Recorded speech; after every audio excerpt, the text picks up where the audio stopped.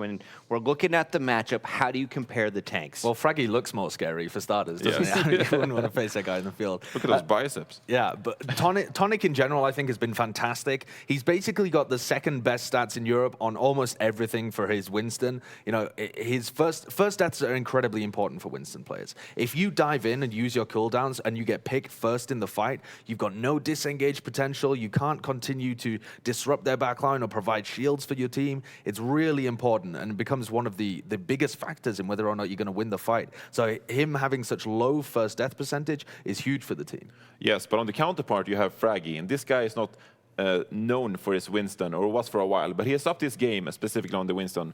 But the reason we want to highlight Fraggy is, of course, because of that Reinhardt. He has been playing so well on the Reinhardt for ages.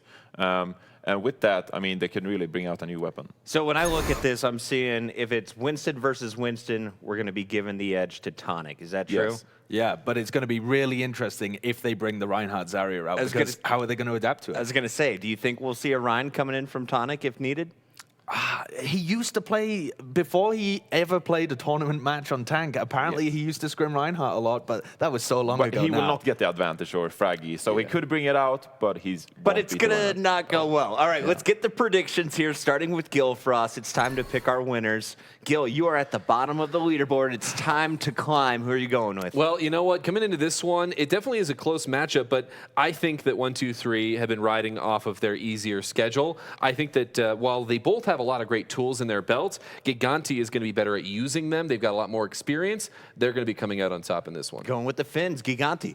I think I have to give this one to 1, 2, 3, even though they've got IPN coming in instead of Bakken. The way that they, in general, protect their backline pretty well should relieve the pressure from IPN a little bit and just allow him to frag out on Zen. I think, in general, they have better basics, better fundamentals, so I'm going to give the win here to 1, 2, 3. You agree with that? Are you going with Sideshow's pick here? I have to go with support? Gigantti for this one, because I think that 1, 2, 3, while they have looked really good, their teamwork has looked spectacular. I think that while you bring in IPN, that leaves some room for error, and I think that Gigantti might be the team to expose them. All right, 1, 2, 3 is filling in their support role today. IPN is going to have his hands full. We'll find out, though, who's coming out on top. This is time for Sideshow to pull away even further. He's currently first place when it comes to predictions. We have our game ready. Let's send it over to our casters. We got Bren with ZP.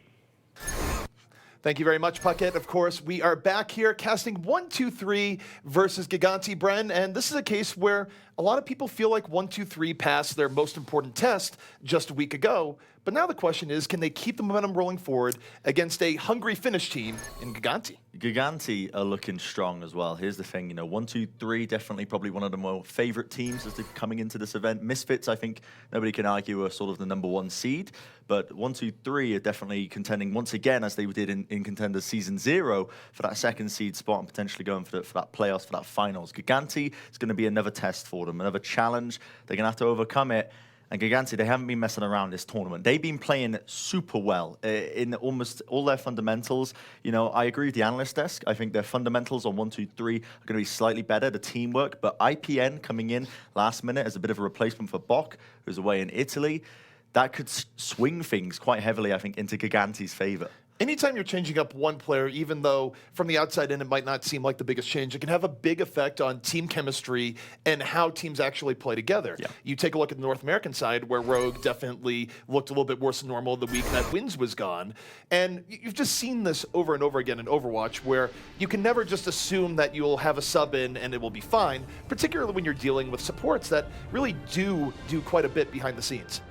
Well, especially because we've entered a meta where it is the supports and tanks that have a lot of impact, a lot more impact. You know, if you're replacing your DPS player, as long as they can get the initial kills, as long as they're not dying often, at the end of the day, you're not really going to be sacrificing much. But when you get rid of a support who knows your set strategies, your set plays, that's when you're going to be running into difficulties. And we'll find out if IPN actually can still slot in nicely with this 1, 2, 3 roster and really help them out. I mean, the analyst there seems to think, you know, it's just Sideshow that agrees that 1, 2, 3 are going to be coming out on top. The rest of them are going to be voting for Gigantti.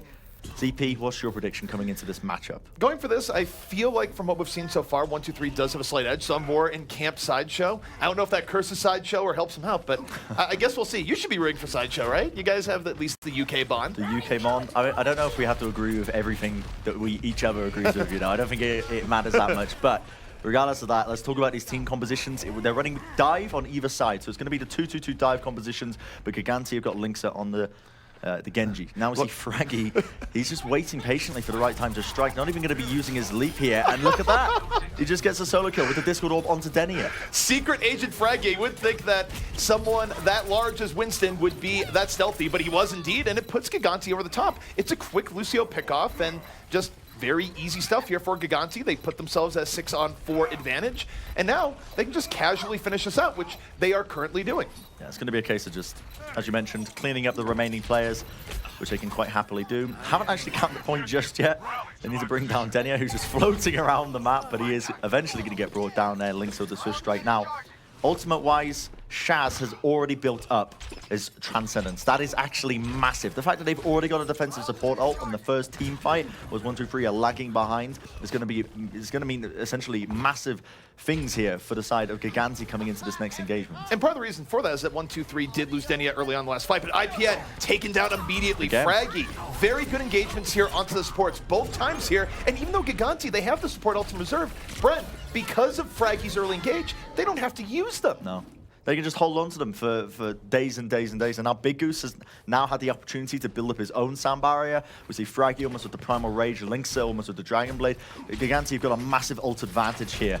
Now, for 1-2-3, the win condition is going to be trying to pick off one of those supports, or essentially trying to force them out. They want to be going for this ult economy push here, where they try and force out as many ults as they possibly can out of Gigantti. Well, right now, as 1-2-3 is trying to move in, Davin is already in the back line, applying a lot of pressure to the supports. Tonic has to use the Primal Rage here early on. However, the pressure has forced Gigantti to use the Transcendence, so 1-2-3 able to back out a little bit, and now they drop the beat. Finzi, though, doesn't really get that musical benefit. He goes down, and Gigantti, they have to use 2 support ults here, Bren, but they are able to hold relatively firm. Well, they're holding on for the time being, but how much longer? Snillo is in the backlines. He's brought down Fraggy. That means there's no more main tank for him, and here we go. It's a set plays coming out, the self-destruct by 1-2-3, trying to connect, not quite finding the targets, but still Snillo is there with a pulse bomb, and Zapis, though, he wants to answer back, picks up the 2K, Davin with the pulse bomb. Gigantti are turning this one around. Both teams right now playing with explosives, but Gigantti just a little bit ahead.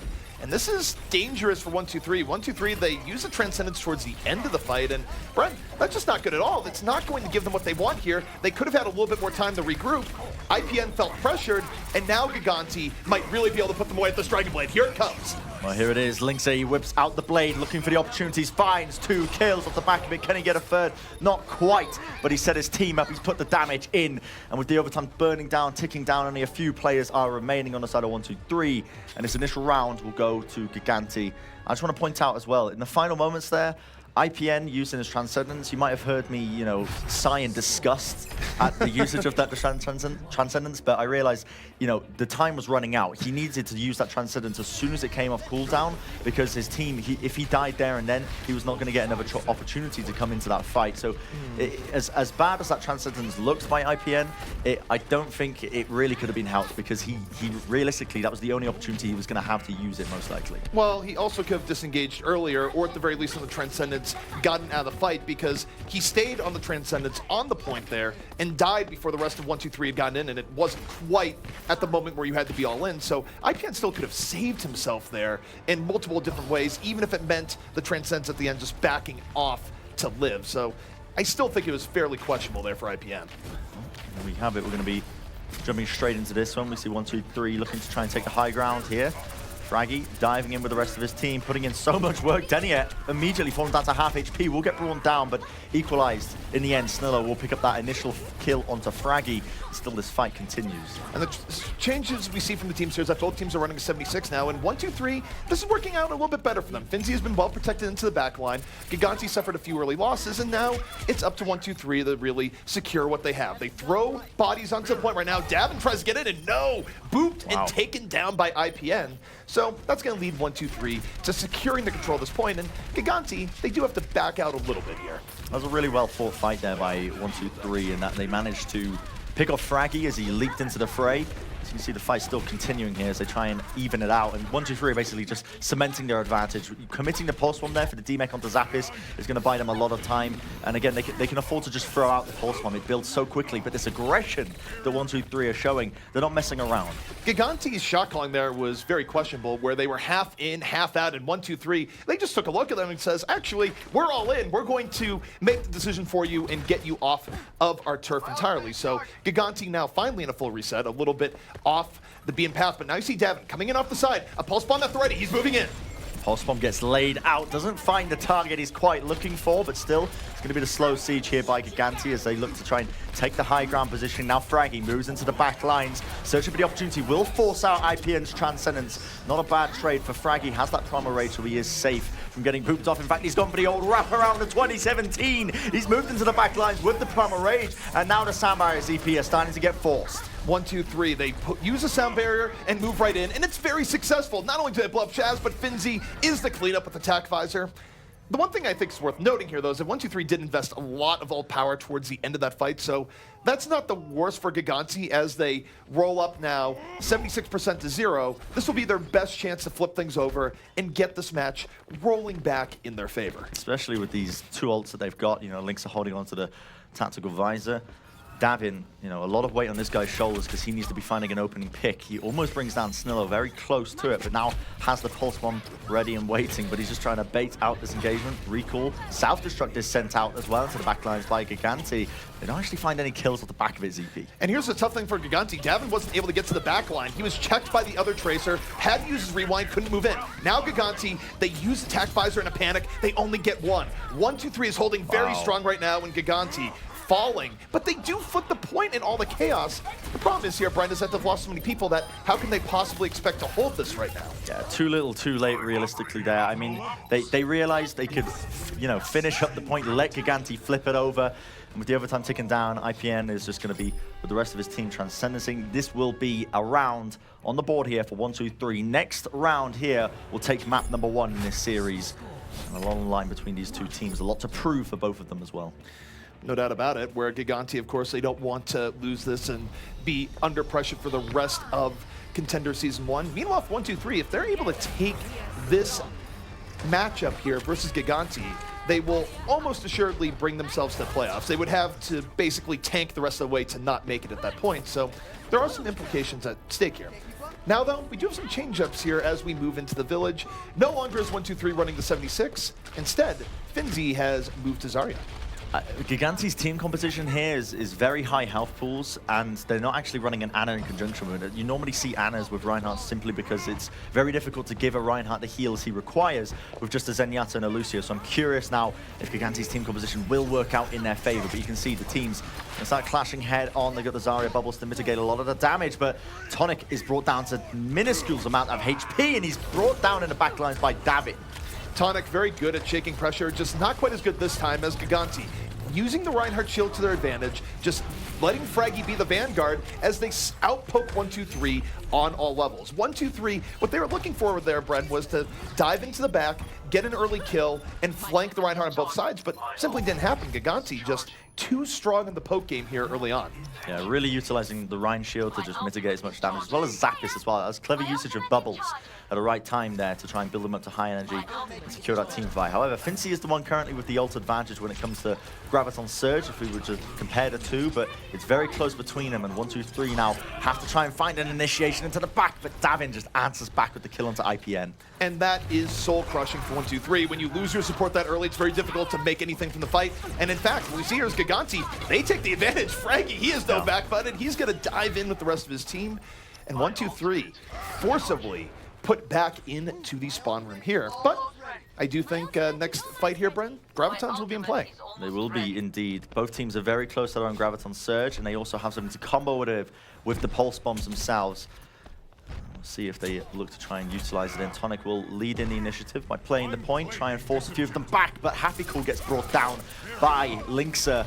And with the follow-up as well, Davin is definitely there. And I gotta say, ZP, it is a lost team fight here for 1-2-3. Team Gigantti, they don't even have to use any support ultimates, but the weak link that's been evident so far is IPN. He's been getting picked off initially at these fights. You know, obviously, you can't blame him too much because he's come into this new roster with limited practice, but still, it is sort of worrying, you know, because Bok, you got to be asking the question, would 1-2-3 be making the same mistakes if they had Bok? No, and part of it is that Bok was very good at setting up Snillo. Snillo's been getting less early picks here because he's not getting the Discord orb opportunities. Wow, but there's a Graviton aggressive. right now. Early Graviton to open the fight from 1-2-3. They only get one off of it before the Transcendence comes in. And now Zappa says, you have a Graviton? I have a Graviton. Grabs both supports and forces out the Transcendence the other way, but the Pulse Bomb doesn't care. Takes down 2. Gigantti might be taking this fight yet, but it is very close. Still a winnable fight for 1-2-3. In fact, the critical mistake was Gigantti actually overlapped their support ults in the midst of this. Now the overtime ticks down, but 1-2-3 will get the flip onto the point just in the nick of time. Davin forced to retreat for the time being. And like I mentioned before, even though this fight is still continuing, Tonic will use his Primal Rage to try and finish off Fraggy and whatnot. This fight was essentially won off the back of Gigantti. Again, they used 2 support ultimates over the top of each other. They got scared by the Graviton Surge coming out by Fincy. Again, a bit of miscommunication. If they just chained those support ults, this could have been Gigantti's map.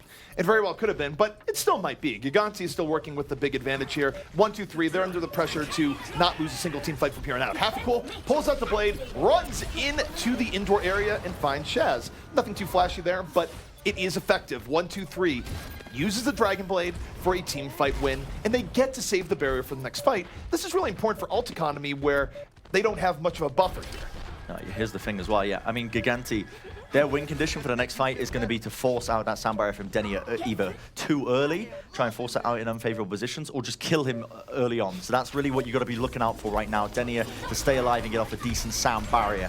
Going to be trying to take the fight in the meantime, and will be the tactical visor here being used by Linkser, trying to force them out. Denia does use the sound barrier, not before Tonic fell beforehand. The barrier was just a little bit late, and that caused Tonic to fall there. That's a really big deal for Gigantti, as they're taking this a little bit slower, Bren. They're not immediately deep diving in. They're keeping Linkser in the back, and they're establishing control. This is smart when you have that one-person advantage. I like how Gigantti is just being surgical here, but now, 1, 2, 3, they commit the other way. 5 players with the Transcendence back into Gigantti. This is actually super intelligent by the side of 1, 2, 3. They waited for Tonic to get back into the fight before engaging with the Transcendence, and now we see the Graviton Surge being used. Anything to combo with? Not quite. It could be all of Gigantti getting trapped up, but no actual kills in the midst of it. Davin throws out the Pulse Bomb, looks for the kills himself. Fraggy's still holding on to his Primal Rage here. The point's going to be ticking down into the overtime. Gigantti looking like the victors here in the moment, ZP. Fraggy trying to secure this one out. Right now, Davin is the garbage man, taking down the remaining members of 1, 2, 3 as they try and get back to the point. Denia, a man alone, a man getting booped and bopped by Winston and electrocuted right down. Gigantti on the verge of taking map 1. We're in overtime, and 1, 2, 3, your time is done. Gigantti has taken map 1 here in this 4-map set. Incredibly close game between these two teams.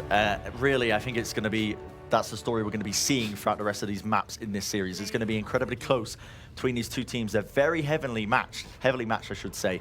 You know, just a few minor mistakes from either side almost cost this series from either side. You know, Gigantti were making mistakes, but also 1, 2, 3. But at the end of the day, we also saw them playing incredibly well, incredibly fluid play from both these teams. You can tell they're well practiced. Definitely the favorites coming into this tournament. I think the thing I'd want to praise most for Gigantti was that final team fight where they took down Tonic early on because the sound barrier came in just a little bit late. And what you see in Overwatch from a lot of teams is that they would immediately dive in. They would go, well, it's 6v5. We have the advantage. We're just going to roll in. And instead, what you actually saw there was that they played it slow. Linkser stayed on the high ground. They poked, but they didn't overly commit. And they sort of pushed 1, 2, 3 in a bit of a corner. Yeah, I mean, the next series at least is going to be definitely an interest to watch. I mean, if you guys weren't interested now, this game has been shown to be an absolute slobber knocker between these two teams. Going to be incredibly close. All right, well, we will be heading into map number 2 after a short break. Stay with us. Lots of good Overwatch yet to come.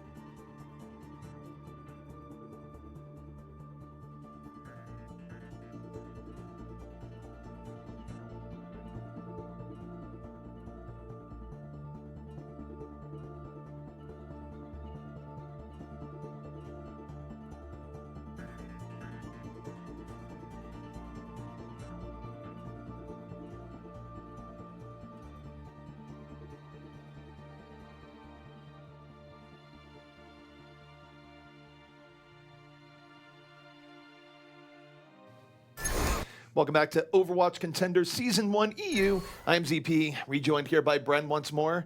And we are heading into map number 2 of 1-2-3 versus Gigantti. Bren, Eichenwald on the menu. I was kind of hoping for King's Row, but I think it's understandable that 1, 2, 3 have gone for Eichenwald out of all the maps, because King's Row is essentially a very strong map for Gigantti. I just thought it would have made a fantastic game, to be honest, at the end of the day, seeing these two teams, frag it out on the Reinhardt roles. But now Eichenwald, definitely not a bad choice when it comes to the maps, because you get to see a lot of different compositions. The second stage, you get to see a lot of dive sort of compositions. The first stage and last stage, a lot of Reinhardt comes out to play. Definitely a map that favors, I'd say, neither team. It's just sort of it's out of all the potential hybrid maps to pick, this one probably fits 1, 2, 3 the best.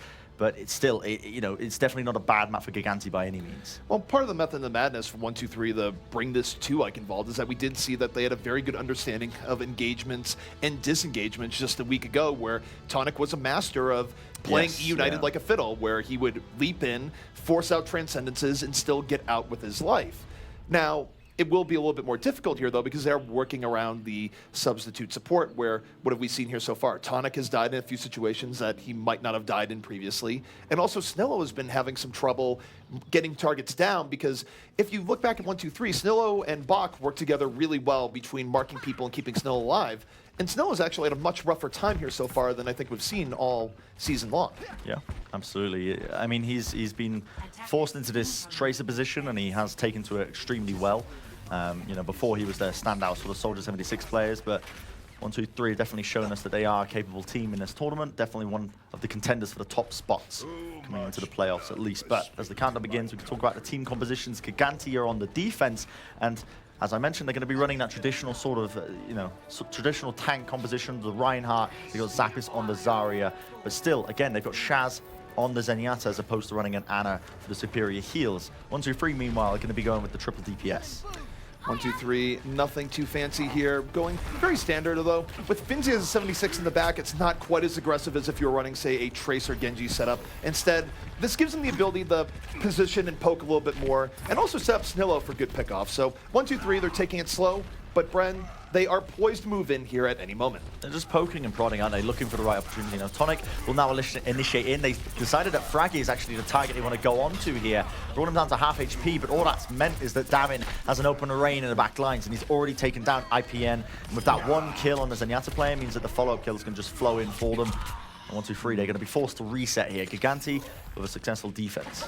The thing about this triple DPS comp right now for 1, 2, 3 is that they don't have the diva that they could use to otherwise protect this. They're very much all in, and sometimes you're all out, as Gigantti has proven here, where Gigantti was able to take them out. And 1, 2, 3, they're just looking for the early pickoff to snowball this here, where they might have time to poke and prod, but if they don't get that early pickoff, it can quickly go against them, because Gigantti, they're far more durable with this multi-tank setup. Wow, okay. Finzi falling there as well, not great at all for the side of 1, 2, 3, because they need to be keeping their players alive.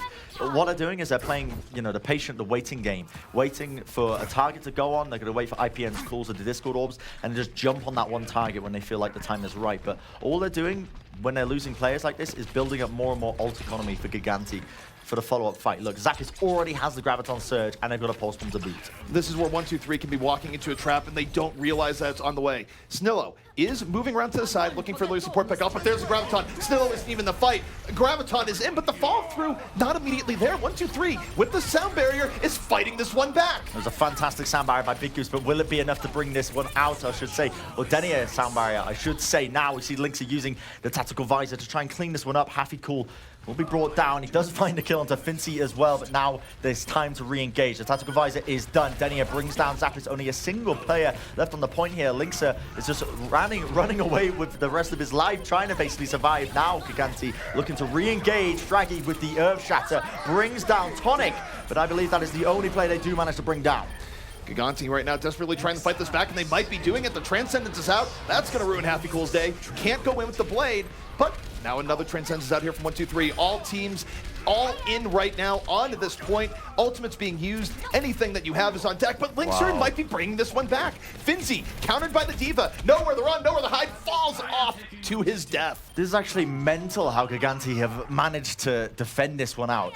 Even like just the rotations of players around the point, perfectly buying time. Linkser put in so much work in every single team fight there. Coming in late, was working the high ground towards the tail end of the fight, but even at the start and during the middle, he was buying a lot of time, making players chase him. And now, ZP, 60 seconds. That's what it's been burnt down to for 1-2-3 to try and get an initiation here on Gigantti. Devin right now dives in, doesn't get the pulse bomb, but the Earth Tower connects. Fraggy doesn't get the fall through, gets blown up instead. Wow. Snillo flips that one right around, and 1-2-3, they're making their way in. Every kill going their way, and Bren, they were in the fire, and now they've gotten out of it to some degree. They are going to get this first point. It was a cutesy play by Gigantti. We saw Fraggy on the Reinhardt wanted to go in aggressively with the Earth Shatter because 1-2-3 they had nothing to protect them from it except for Tonic's bubble.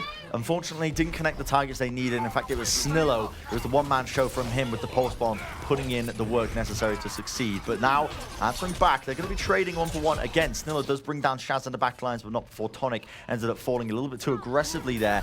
And now Gigantti's time to strike. They want to take this aggressively, but they need to be careful, ZP, because they're super low. This is where teams can either delay for a long period of time and stagger this out properly, or simply get mowed over. And right now, Gigantti, they're looking like a freshly mowed lawn of grass, but Linkser actually might be pulling it back just a bit. He's made it more even than it otherwise could have been. But in the end, Bren, what we're seeing here is 1-2-3 is keeping the payload moving over. I mean, the longer that fight went out, the better it was going to be for 1-2-3 at the end of the day, because they had the spawn advantage, so to speak. They were going to be coming back into the fight much faster than the defending team, simply because their spawn is closer to the actual payload. Now we see Gigantti looking to try and initiate in. They're going to be using Big Goose's sound barrier to get a bit of a health pool going, and now with the Transcendence by 1-2-3 traded out between them, Finzi with the Tactical Visor just holding on to it for the time being. 1-2-3 had to use the Transcendence though down a player. Denia was taken down early before he could barrier, and this Transcendence has bought 1-2-3 very little indeed. Half-a-cool with the blade under pressure, has to back out just a bit. And this is a brawl, but it's a brawl that favors Gigantti. They have more men on the point. 1-2-3, they're staggering their own men here. And at some point, Brian, you have to look at this and go, okay, maybe it's time to reset, because it wasn't going anywhere for them. Yeah, 1-2-3, they need a change of pace somehow in this game, because Gigantti just keep taking the fight to them, and they still end up coming out on top, even though if you're playing aggressively, you're giving up your positioning advantage and whatnot. 1-2-3 right now, they are going to be getting a bit of cart time pushed in, but Gigantti, look at this, they're already on the back lines pressuring IPN so hard. They realize, you know, IPN, he's the weak link, and they need to try and protect him now. Denia with the sound barrier moves it in south, Strut as well, sent straight up into the stratosphere by Zappis as he looks for the targets. Doesn't find any kills off the back of it, but there's a whole slew of ultimates here, ZP being used by both sides. I'm not quite sure if Finzi had in the sights, but it wasn't a whole lot of targets, that's for sure. Meanwhile, 1-2-3, powered by Snillo, still making their approach into the back, and no one's on Snillo right now. Every clip doing a good deal of damage. He's able to find Big Goose and has the pulse bomb at the ready. Doesn't even need to use it here. So the visor, even though it didn't do that much, it was Snillo and the tanks of 1-2-3 that finally made that crucial space. And Bren, Snillo's looking for more. He is. He's got the pulse bomb. Is he going to commit it? He is indeed, and he gets the kill onto Fraggy. That could be massive for them. The main tank gone down, but still, 1-2-3, they've got 20 seconds to try and push us as far as they possibly can. You can see they've already set up the positioning. Happy-Cool is forward. Tonic on the high ground, waiting like a gargoyle, just like a little statue, just waiting for his prey to come through the exit. And it is Gigantti. They need to initiate. They need to do it now. They use the sound barrier. They are going to try and delay this out, but Half-a-Cool holding on to self-destruct right now. 1-2-3 just doing a good job of pressuring both doorways out, and now the self-destruct in over the top. Will you get out in time? No, Zappis blown right up. And yet, respawns are coming in. This isn't entirely taken here by 1-2-3. However, if Links are falling, this is getting very close indeed. Yeah, Snillo now just needs to try and focus down the right targets, but Gigantti are coming back into the fight here with the follow-up players. Now we see the Transcendence by Shaz being used, trying to keep the rest of his team alive, buying crucial seconds for them. Now, Denia opting to commit his own sound barrier. We see Tonic moving in with the Primal Rage, and we see what he can do with this on Eichenwald in particular, running around to just get into the fight in the nick of time. ZP, I know you're eager, man. Get in there, Linkser is coming right in. The Dragon Blade is out. Team Gigantti, the ultimates are coming up at the right time. They're cleaning this out, and though Finzi has the tac visor, he doesn't have a team around him anymore. Fraggy able to make some crucial space. Will it be enough? Finzi, no. Booped and bopped in the corner, and Gigantti, they're going the hold right before second. Yeah, Gigantti pulling off an extreme defense throughout that entire stage of Eichenwald. First point, incredible stall capabilities. Lynx are playing out of his mind as well. And even in during the streets phase, the aggressive forward holds working out for them time and time again. Now, the question is on the reverse, can they commit to that? Can they get to the checkpoint, the 1-2-3? It's not a hard ask by any means to get to that. Not even the second checkpoint down to Eichenwald, just before it. You know, not even having to secure it for them. So really, 1-2-3, they've got their work cut out for them if they want to try and take this map ahead. The one upside here for 1-2-3, where it's not entirely doom and gloom, is that we know they're capable of both a good first and second point defense. Their second point defense is actually sort of the hallmark of what we saw from them a week ago. So I would say, even though if you take a look at map stats, they're definitely in a tough position here where Gigantti has an edge empirically. 1-2-3 is not as disadvantaged as other teams would be in the same situation. The question is, are they going to be able to keep their defensive composure here as Gigantti goes on the attack? Yeah, that is the question indeed. And Gigantti, they're a team that can show that they can run multiple compositions. You know, they can run the tank compositions, they can run the dive compositions, and they have a lot of success of it. You know, the introduction of Davin and Lynx are playing the Genji has added a lot of flexibility for the Gigantti squad that they didn't quite have when they were ninjas in pajamas. But now we see 1-2-3. They're going to be on this defense, and they're going to be running a 2-2-2 dive composition, double hit scan once again, something that they tried and tested. Put Fincy on the Soldier 76, put Snillo on that Tracer, and just watch them fly and see if they can get this defense. I mean, at the end of the day, this was 1-2-3's map pick. Is this going to be still doable for them? We'll have to find out here as 1-2-3, they do go to the defense, and I think a key part of this defense here is that they're going to be holding further back. I don't expect too many counter dives coming in from them unless Snillo gets an early pickoff. For Gigantti, not only are they looking to dive in, but if they could just punish Snillo early on, that would make their approach rather easy indeed. And as you see, Snillo already going for the early poke, but no chill here for Gigantti. They're already in. Yeah, they want to rush into the back lines. They want to do the strategy that was employed there by 1-2-3 and a misfit. Tonic, though, answers back. Sapis with the D-Mech going to be desuited out of there almost immediately. This aggression not working out for the side of Gigantti in the slightest, getting punished. And 1-2-3 not losing a single player. In fact, you can't sort of underestimate how big that was for 1-2-3. Winning that initial fight means that they are going to have the ultimate advantage coming into the next fight. So the big part there, it's Denia, right? Where Denia got so much healing that he's going to get a barrier in the middle of this fight. And you don't usually expect Lucio to have a barrier by fight number 2. Generally speaking, the offense gets 2 clean runs before ults really rear their head. But this isn't the case here, where now Gigantti, they really need Davin to open this up quickly with the Pulse Bomb. If he doesn't, they're very likely just lose this on ultimates alone. And Gigantti, they're taking this a little bit slower this time, Bren, but now they move in. It's the slow siege coming out from them. Davin has the Pulse Bomb just waiting for the right target, does connect it onto Denia, actually gets the kill onto Denia and the D-Mech onto Happy Cool. A massive value Pulse Bomb by Davin to try and win this one out for his team, and he is popping off absolutely all over the place. His Team Gigantti going to be securing this first checkpoint with 5 minutes now to push through the streets phase. It's a hard ask for 1-2-3, most definitely. I mean, they've got a few advantages, they've got a few, cards up their sleeves. They've got Denia with the sound barrier, IPN almost has his transcendence, but it's going to be difficult for them. They need to pull out all the stops. Well, the thing for 1-2-3 there is that Denia got way too greedy at the sound barrier, and he got punished. Davin got the one target he really needed, but now you see 1-2-3. They are coming back in with the heavy aggression, and Snillo blowing Shaz right up. Not quite to the moon, but definitely more verticality than a Zenyatta would like. And Fraggy using Primal Rage in a questionable situation here. Might have just been better to take the reset and save the Primal Rage. Yeah, I agree with that. But a better question, ZP, is do you think Zenyatta could fly if he really wanted to? He hovers already. Do you think he could just supercharge himself up and just start flying? That's like stage 2 of his spiritual enlightenment. He's not there yet, but once he truly becomes one with the Iris, I believe he can fly. That's it. We're going to see it next patch. Mercy can fly with her ult now. Zenyatta might also be next. Just no clipping around the map. But 1-2-3 on the attack. 2 support ults to work with, but so did Gigantti. In fact, Lynx is holding onto that Dragon Blade, which 1-2-3 are currently lacking as it stands. The question is, how do they break through this choke point? They're going to be leading in with the initiative, but Lynx gets brought down early. That is big for them. In fact, the Pulse Bomb going to be sent out as well. Both support ults being used here by 1-2-3. Gigantti, if they can try and force out Big Goose as well, could be good for the side of 1-2-3. They do end up winning the team fight here, ZP. Not the worst of scenarios. The problem there for Gigantti is that Lynxer died right before the Transcendence came in. The entire game plan there was Transcendence into Blade. it's difficult to do that when Linkser just gets bursted right down. Now Gigantti is in a rougher situation. They can still barrier in the blade here, but 1-2-3 has tools to make it more even than Gigantti might like. Still though, that is the plan. Linkser moving forward. There's the barrier. Here comes the blade. He's looking for targets. The blade does get one reset, gets the second one. The kill flowing in right now for Gigantti. Havikul tries to answer back with his own blade, but Davin will bring it into him in the midst of it. And now this cart can look to move forward. This payload with 3 minutes on the clock. They're moving it through the streets as it stands. Now, 1-2-3, how are they going to defend this one? The answer is essentially it's all going to be on Fincy with this tactical visor. But the trouble is, how do you break out of this aggressive forward hold with so much damage here? Fraggy forced out with using his leap pretty early on to try and get out this fight CP. This could be the opening they were looking for. 1-2-3 is striking right back, and they don't have much room to give. They would really like to have a 2-fight buffer right now, and that's what they're looking for. Gigantti, giving them a little bit of space. They're backing out. Fraggy, it's almost like he wants to use Primal Rage in this situation, but it would be a bad idea indeed. And in the end, self-control wins out. He will save the Primal Rage as 1-2-3 reestablishes themselves here rather quickly. And it's important, Bren, because now they do have that 2-fight buffer.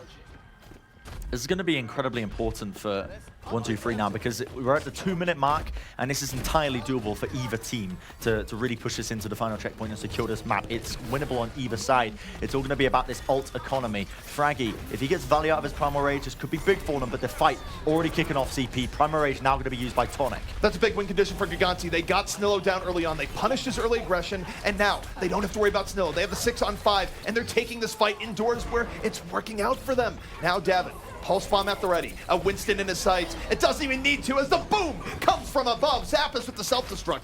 Opens the way. And now Gigantti, one fight away from taking this map and being up 2-0. This is it, but it is entirely defendable for 1-2-3. They have the ults to use. Havikul so close to the blade. Denia so close to the sound barrier. Gigantti need to be rotating these ultimates effectively if they want to try and secure and finish this one out. As you can see, Davin leads it in with the pulse bomb, doesn't connect onto anyone. In fact, the transcendence by 1-2-3 is going to keep the majority of them alive as it stands. Now Linkser with the blade whips out, looking for the kills. He's going to be met with the sound barrier to the face to try and deny him up, but not before he gets a kill onto Denia.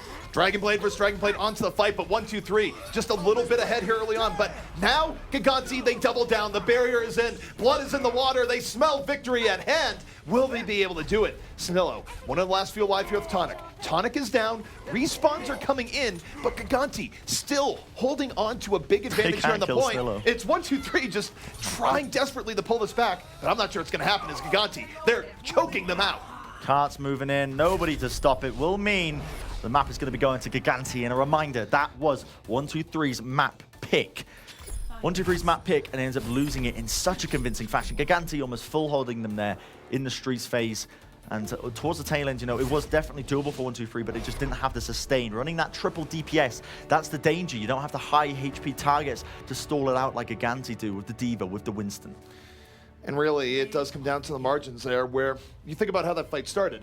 It was blade on blade, but Linkser got a little bit more towards the end, and they were able to just force ultimates out a little bit earlier from Gigantti, and those small differences in timing led to a big advantage for Gigantti in the end. And as a result, Gigantti able to take point number 2, take the map, and now they're firmly on their way to giving 1-2-3 their first loss here in Season 1. Yeah, interesting games ahead of us. I think it's still, even though the scoreline is 2-0 currently to the side of Gigantti, it could be much more even with the follow-up games. Definitely going to be curious about that. All right, guys. Well, to break down that match as we go, the 2 very happy analysts and 1 stressed out analyst. We're throwing it to Puckett and the guys. Thank you so much, fellas. So reinforce, you picked Gigantti, and you said, though, you didn't think they would take control. Coming into the match, why did you think 1-2-3 would have the edge in that game mode? Well, I think individually, I think that 1-2-3 is a better team. We've seen Snillo at times pop off on the Tracer, but he got shut down by Davin, so they didn't have this individual playmaking ability that we've seen from 1-2-3. So they sort of got shut down. We saw a few poor ultimates from the side of IPN at times, and all these factors played into the part where Gigantti had great dives. Yeah, it was pretty interesting actually to watch them play control. The first 2 stages were won by the first team that took control. You know, they capped the point and then they just locked the other team out. Now it was a different team for both stages, and that set up a really interesting fight on Village. But both of these teams, I've actually been impressed at their coordination and in general how they're setting up their dives. How's IPN fitting in? Well, he's under fire quite a bit. He was able to find some early picks, which was definitely helpful, but he has been the one that has been under fire. Not to mention, honestly, on the other side, Shaz on his Zenyatta has been dying first in a lot of these fights, the Shaz bot, so to speak. I still want to see more of him. I wouldn't say that he's necessarily playing poorly, but there is something missing from this 1-2-3 team. The Zens are getting attacked. We've seen that both games. Let's take a look at some of the plays, though, from Eichenwald, and I want you to walk us through this Sideshow. Interesting strategies here. 1-2-3, they had a triple DPS. We saw a lot of tank play coming in on the other side for Gigantti. What did we see here as we're taking a look at 1-2-3 on the attack? Yeah, 1-2-3, I really like the way that they take position all of the time. So even if they're setting up for a fight, you know, they make sure that they're in. They get caught in this grab. They know that they can use the sound barrier and still have an advantage in the fight. And a very early pick comes on Hafikul there, who you saw him go into the tunnel at the beginning, up through the right-hand side. And while all of his team was still getting caught, he was still taking position and getting ready for the fight. I like the way that they're using triple DPS as well. Well, I haven't been a huge fan of how they're playing triple DPS. We saw them stuck by that car for a lot of time. Tonic was down to half health. IPN took some poke damage from Zapisaria. So in many ways, they're a bit too slow in this factor. And when we saw them use the dives early into Eichenwald, we saw them dive onto tanks, and we saw them not baiting out the Zarya shields from Zapis. And those Zarya shields are so crucial when you're playing triple DPS. You need to bait them out, because otherwise Gigantti buys enough time to survive the dive and eventually poke down the triple DPS. Gigantti was able to take games 1 and now game 2. We have map 3 coming up on the other side of the break. Before we talked, it might be Linkser. He was the star against Gamers Origin last week. This week for me, it's all Dav, and we'll see what he is doing when we go into our next map. We'll be right back.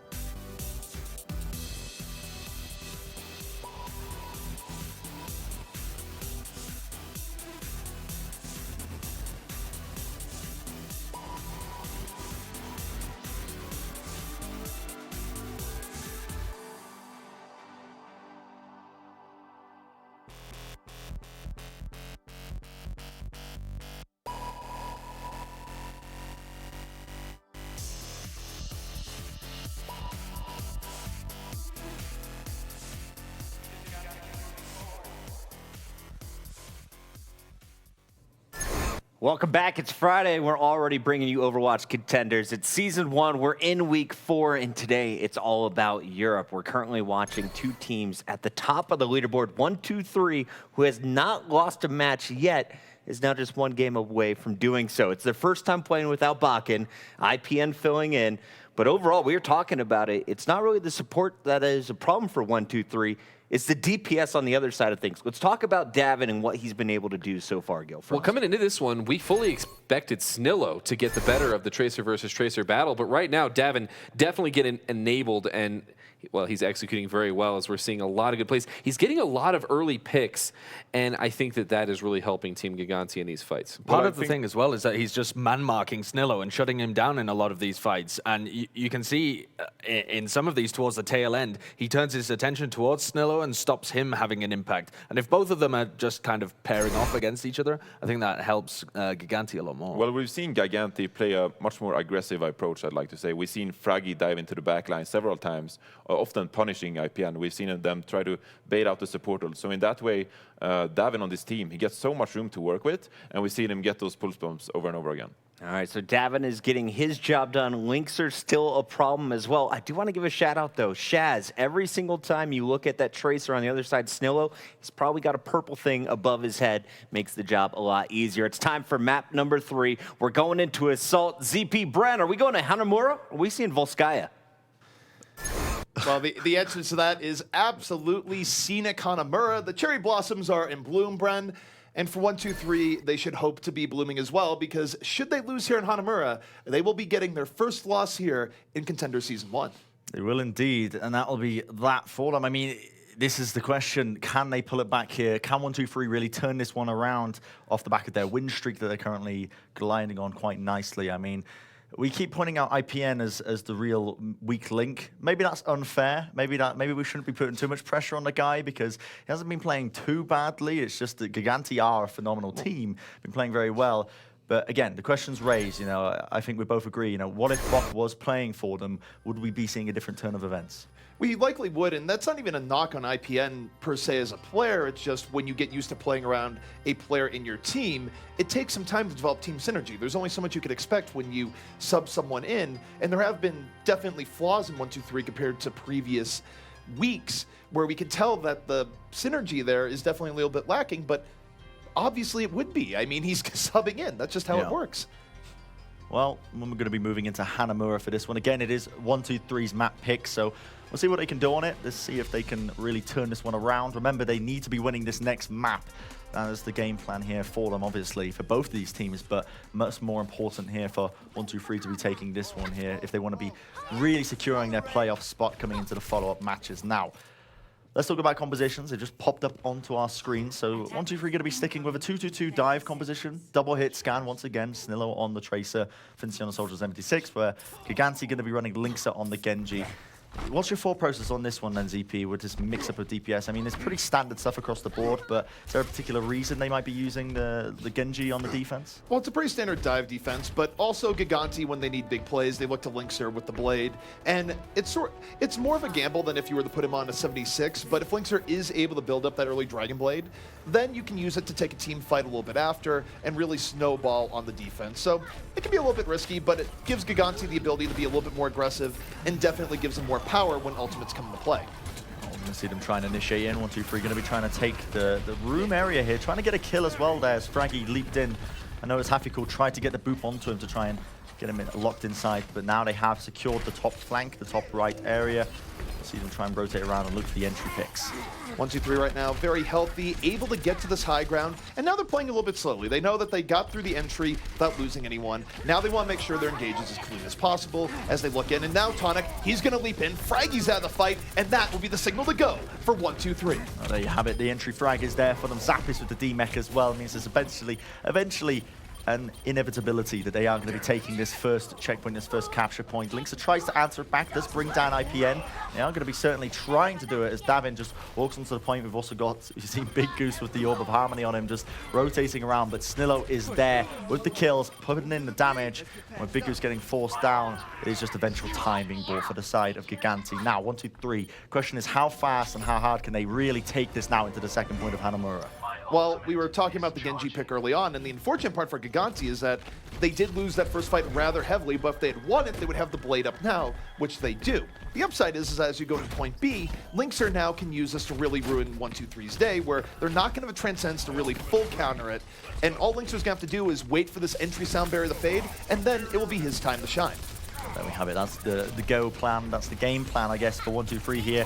You see, just rotating around, just waiting for the essential pick-off here. And Fraggy was waiting up above. They're going to be trying to dive on him. Snillo has the pulse bomb, wants to commit it, didn't actually connect onto the target he was looking for.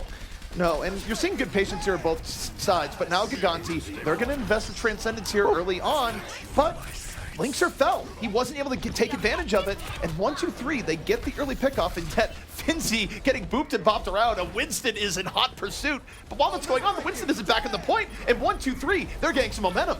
Big Goose did manage to connect that sound barrier up onto 4 players, so Gigantti can try and defend this, but you're rightfully so, ZP, that you mentioned. It is the momentum being accrued here by Decider 1-2-3, and the frags are just flowing for them right now, finding them bit by bit, having the next target for them as they try and focus him down. He does recall away in the nick of time. Can they continue this? Linkser now with the Dragon Blade does bring down Finzi. Snillo going to be trying to even this one out. 2 HP, sends out the Pulse Bomb, does claim the kill, and they're still leaving this as it is. It's very even between these two teams. It's very even, but 1-2-3 still on the winning edge, getting every kill they need. Snillo, cleanup kill after cleanup kill. Shaz nowhere to go, immediately taken down. Gigantti on the ropes. That's why you see Linkser coming out as the May, gonna try and make it frosty here, or at least chill out just a bit. But he is under assault here. Everyone going on him. He falls, but he bought some time for Gigantti to get back on the point. We'll just see if it's enough. This is the danger zone for Gigantti because right now they're just having to use ults as soon as they get them. Shaz only just got that Transcendence. He has to pop it off. Now Denny going to be using a sound barrier. Just connect it onto every member of 1-2-3. Absolutely wonderful stuff by him. Now we see the self-destruct by Zappis. Doesn't find any kills whatsoever. Lynx are still on the mate, trying to stall this one out. Now Tonic using the Primal Rage. He wants to try and stall this one out and again bring down these members, but it has to be clean, it has to be efficient. And I think that's exactly what they're going to be getting now as Finzi uses the Tactical Visor to bring down the follow-up players here on the side of them, and they will claim the map, or not the map, I should say, the round. Getting a very rapid time, getting a bit ahead of myself there. 4.5 minutes for the side of 1-2-3. That is a lot of time to work with. And Gigantti, they slipped up there with that defense, and that is the danger of assault maps, isn't it, ZP, where you can just snowball out of control. There's no doubt about it, but one thing I'd really like to hear the desk's opinion on when we come back from the break is just Fraggy went very deep there, where Fraggy was basically taking a gamble saying, I'm going to kill Finzi, I'm going to dive away from the point. But he dove so far away from the point that there was a period of about 30 seconds there, because he ends up dying chasing Finzi, right? But he's not on the point to begin with, so Gigantti didn't have a Winston actually controlling space in the point there for a very long period of time. And sure, if Fraggy had just killed Finzi, maybe he gets back a lot quicker and it looks better. But that was a risky gamble that did not pay off for Gigantti. It cost them a lot of control on the point, and then what you saw there from 1-2-3 is that they were just able to snowball completely out of control. Yeah, that's the game you play really with Assault as a game mode. You can snowball quite effectively if you play extraordinarily well, I should say. Looking up on my words a tad, but 1-2-3 now, they're going to be on the defense. Again, they're going to be running a 2-2-2 sort of dive defense, but instead of IPN on the Zenyatta, he's going to be on the Ana now, providing a lot of long-range heals, a lot of that high-ground defense capabilities, you know. But also you've got an element of aggression because you can combo up that Nano Boost, you can slap it onto Tonic, you can get a lot done with just a single Winston, but you can also combo it up with Finzi for the Nano Visor to just try and get in a bit of oomph into the team fight. I actually like the Ana switch here for other reasons as well, which is that Zen play does require pretty good coordination in terms of marking targets and getting the synergy there. I don't think 1-2-3 has benefited quite as much from that because IPN is just filling in. Maybe the Ana will actually give them a little bit more even contribution. However, we know Fraggy likes to be aggressive. Fraggy's going to have a lot more room to work with here because he doesn't have to worry about getting orbed and focused in this case, not even a little bit. That's true. That's the one upside that Gigantti have coming into this one. They're going to see if they can focus down half equal again, just trying to play through the choke. Gigantti often do this. Instead of trying to play the right-hand side, they often just go straight up through main, wait for Fraggy to get into positioning, and then play off the back of it. So you can see now they're just waiting for the right opportunity to strike. Fraggy just waiting calmly. And now, well, they have eventually taken the high ground regardless of that, but it is a slow siege for the side of Gigantti to try and overcome this. Gigantti has to heal up here. Fraggy's been waiting for heals for way too long. Finally, hearing a little bit of that healing beat from Big Goose, and now Gigantti, they're healed up. Linkser on the upwards attack, and they find Finzi. Finzi peeks out, gets taken down, and now Gigantti, they're just gonna roll right in, Bren. This is their time. This is their time. That one initial pick, that's really all you need to get this ball rolling. Hafiko getting DMEX will get focused down almost immediately there by Linkser, losing all of these players. Still, Denia trying to basically stall this one out to the best of his abilities, but it is going to be all of 1-2-3 caught in the corner here. The pulse one by Davin put in a bit of work. The Bio Grenade did heal them back up again. Still, it's going to be 2 ticks capped up. Nanabu's going to be committed there, and the sound barrier. 1-2-3, they want to try and defend this one out, but they're just losing so many players off the back of it. This is questionable for 1-2-3. They do want to buy some time, and they certainly have, and it actually might be working. Again, it's Tonic and Snillo. Really mobile with the Proper Ages. Tonic finds 3. They actually pull this one back. That is something you can't have happen if you're Gigantti. They let 1-2-3 off the hook. The amount of game sense that's required to make that decision, to use the Nano Boost, to commit the sound barrier as well, when they had already got 2 ticks and still win out that team fight, to have the knowledge they were going to win that team fight is crazy, because not many teams would be ballsy enough to make that call to try and commit full on to that fight. But 1-2-3, it pays off massively for them. And now Gigantti, they do have the ultimate to win this, but they really want this for point B. They're going to invest this, and they have to now just to take point A. Even if 1-2-3 loses this fight, which it's looking like they are, as Linkser slices and dices his way through, this is still a win for 1-2-3, because this power was going to be facing them at point B. And Snillo, he still isn't bowing to the pressure here. He still says, I don't care if you've used all these ultimates. I might be able to bring this back. I mean, the self-destruct coming in, Hafiko's going to delay them off the point for the time being, but at the end of the day, I don't think you can ever count 1-2-3 out when Snillo is still on the playing field, still has that pulse bomb in hand, picked up 2 solo kills with the Misfit, bought so much time for his team to come into this now, and we do see it's going to be Finzi using that tactical visor, getting nothing from it as Zappis is still in the mech as it stands, but again, no capture point at all. They haven't even got it. The self-destruct by Zappis will claim the kill there onto Finzi. Will this be enough CP for them to claim this point? Right now, Gigantti is trying. They've had to invest pretty much everything in here. It's gone from bad to worse in terms of investment, and they don't even know if they're going to get point A at this rate. They're fighting back and forth, but Snello has been the X factor for 1-2-3, constantly getting kills in the back. But Linkser building up another blade. Finally, this might go the way of Gigantti, but it's not there yet. It will get staggered out as well. Denia will eventually buy a bit of time for his team. Finzi's also in the fight, but he will eventually get taken down as well. But Snillo, might I remind you, Snillo's still in the back somewhere. Like, this guy has not died at all. He got the D-make onto Zappis. He's forced out Big Goose's sound barrier once again. And even though they do have the point, Gigantti, they had to work so hard for that. 1-2-3 now going to be sitting on an ult advantage pretty significantly. IPN has that tactical visor. You know, they can use that onto Tonic now coming into this fight to try and clean up.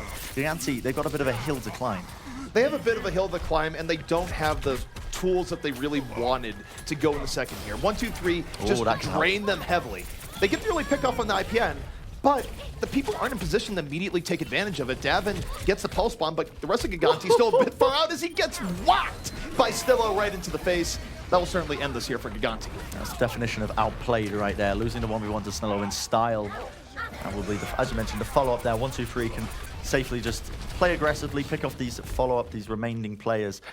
And now they can set up for the defense. You know, Tonic now is sitting on top of his own Primal Rage. We see Denia also almost at that sound barrier. Gigantti have the advantage in that they've got 2 defensive support ults to work off.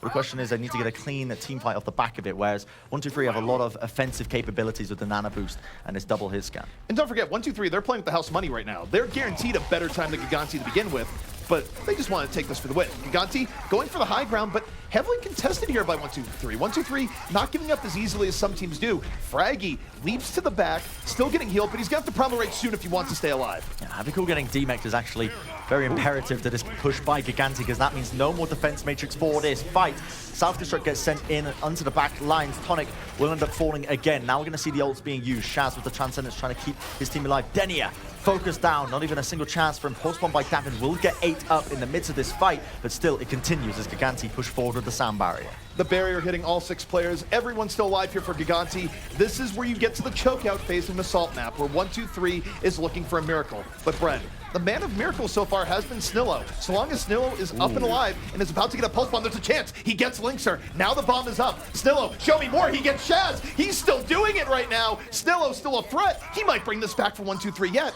But now it's him against the world. It is quite literally one man against the world. Hafikul has respawned. He can stall this out for the round with his team. He's got the defense matrix there as well. Fraggy's desperately searching for the kill. Snillo trying to survive. 1 HP. Davin tries to go for him, but Fincy's there. The damage is done. Denia finds the kill onto him in the end, and this is actually ridiculous because this defense is looking done right now for the side of 1-2-3. They have absolutely destroyed Gigantti. Gigantti thought they had that in the bag, and they almost did, but they just weren't counting on the Snillo factor. All right, so what I have determined here is that Snillo is actually the Highlander. Linkser needs to swap to Genji immediately and cut his head off with a sword. It is actually the only way they're going to deal with him because Snillo just ran the gauntlet there. Able to stay alive against all odds, got the crucial kills necessary, and even lived with about 1 HP there towards the end. This has been a masterclass by Snillo as Gigantti is now down to their final minute 30 with very little left in the tank, but they will have a barrier up soon. Entry frags is the name of the game right now for Gigantti. They need a kill to sort of entry this in. And right now it is 1-2-3 playing reasonably aggressively with this defense, just holding into the high ground. The pulse bomb gets sent out there by Snillo. Damn it, that's not great at all, lad. What's going on there? He's trying to land the pulse bomb and try and rock climb off the back of it to avoid himself falling off. But again, not quite working out. Snillo answers back. Linkser will fall. And this push, again, dead in the water for Gigantti. I never thought I'd see anything sadder than me hiking the other day, but Davin's attempt there, that was pretty bad. That was not a good pulse bomb in the least. And now, 1-2-3 on the verge of taking Hanamura and going on the path to perhaps evening up the series. Gigantti, though, they do have some tools for this final push. We'll see it's enough. I think entry picks here are the name of the game here, Bren, where if they can get an entry pick, they have a chance. But if they can't contain Snillo, it'll be all for naught. Gigantti's advantage is that they've got 2 defensive support odds. If they chain them correctly without getting baited out by 1-2-3, they can 100% take this one out. And they're not initiating in just yet, but now we see Gigantti, Big Goose, using the sand barrier, connects onto multiple players. Fraggy going to be just kind of keep alive at the top. And these kills, this is brilliant for them right now. They brought down Denia, meaning, again, no more sand barrier for this fight. Davin answers back with the kill. Snillo has been brought down 2 ticks already. Hafikul sending out the self-destruct, tries to stall this one out. Linkser needs to be dealt with on the back lines. Stall is the name of the game here. Linkser is booped and bopped around. Tonic is buying a lot of 10 at the Primal Rage, and that's going to be enough for the threat himself to get back in the fight. Snillo is rejoining here, and it's Hafikul that's gotten the 2 crucial support pickoffs here to really remove Gigantti's backline, healing, and now Gigantti they can't sustain. They're getting poked down from all ends. The 1-2-3 respawns are coming back in, and Gigantti on the verge of losing Hanamura. We're in overtime. The time is ticking down, and 1-2-3, they're still in this, friend. There you have it. They have fought tooth and nail to try and make it back with this map at least. Hanamura Assault seems to be their game mode to play, their game to win. Now, the question is, can they continue this up for the next map and potentially take it to a best of 5? Because that's what 1-2-3 are going to be aiming for now. That is the game plan moving into this one. Gigantti, although they played well, you could definitely see 1-2-3 sort of getting back into the swing of things, into the previous week's performances. Maybe IPN just needed a bit of time to warm up because definitely the ult usage I was very impressed with on the side of 1-2-3. Much more so for their fact that their shot calling, their teamwork, the fact that they recommitted. Remember back to that first point defense on Hanamura. The fact that they had the balls to recommit into that fight with sand barriers, with ultimates, and stall enough time from Gigantti. That's the true makings of a good team. Well, for me, the key to the 1-2-3 stall more than anything else was the crazy plays we're seeing from both Tonic and Snillo, where both of these players have an uncanny knack for staying alive, way beyond their limits, where if it's not Snillo, it's Tonic coming in, whether with Primal Rage or not, buys enough time where that gets Snillo back in the fight, where, guess what? If you finally kill Snillo, it gets Tonic back in the fight. So you had this really cool back and forth between them that was really just hurting. Yeah, I mean, Tonic, again, another standout player for the side of 1-2-3, really makes me curious. I mean, moving into this next map, what are we really going to see from Gigantti? Are they going to be turning this around at 1-2-3? Will they strike back? Well, we will find out. We're going to be taking a quick break, and we will be heading to map number 4 to decide the series.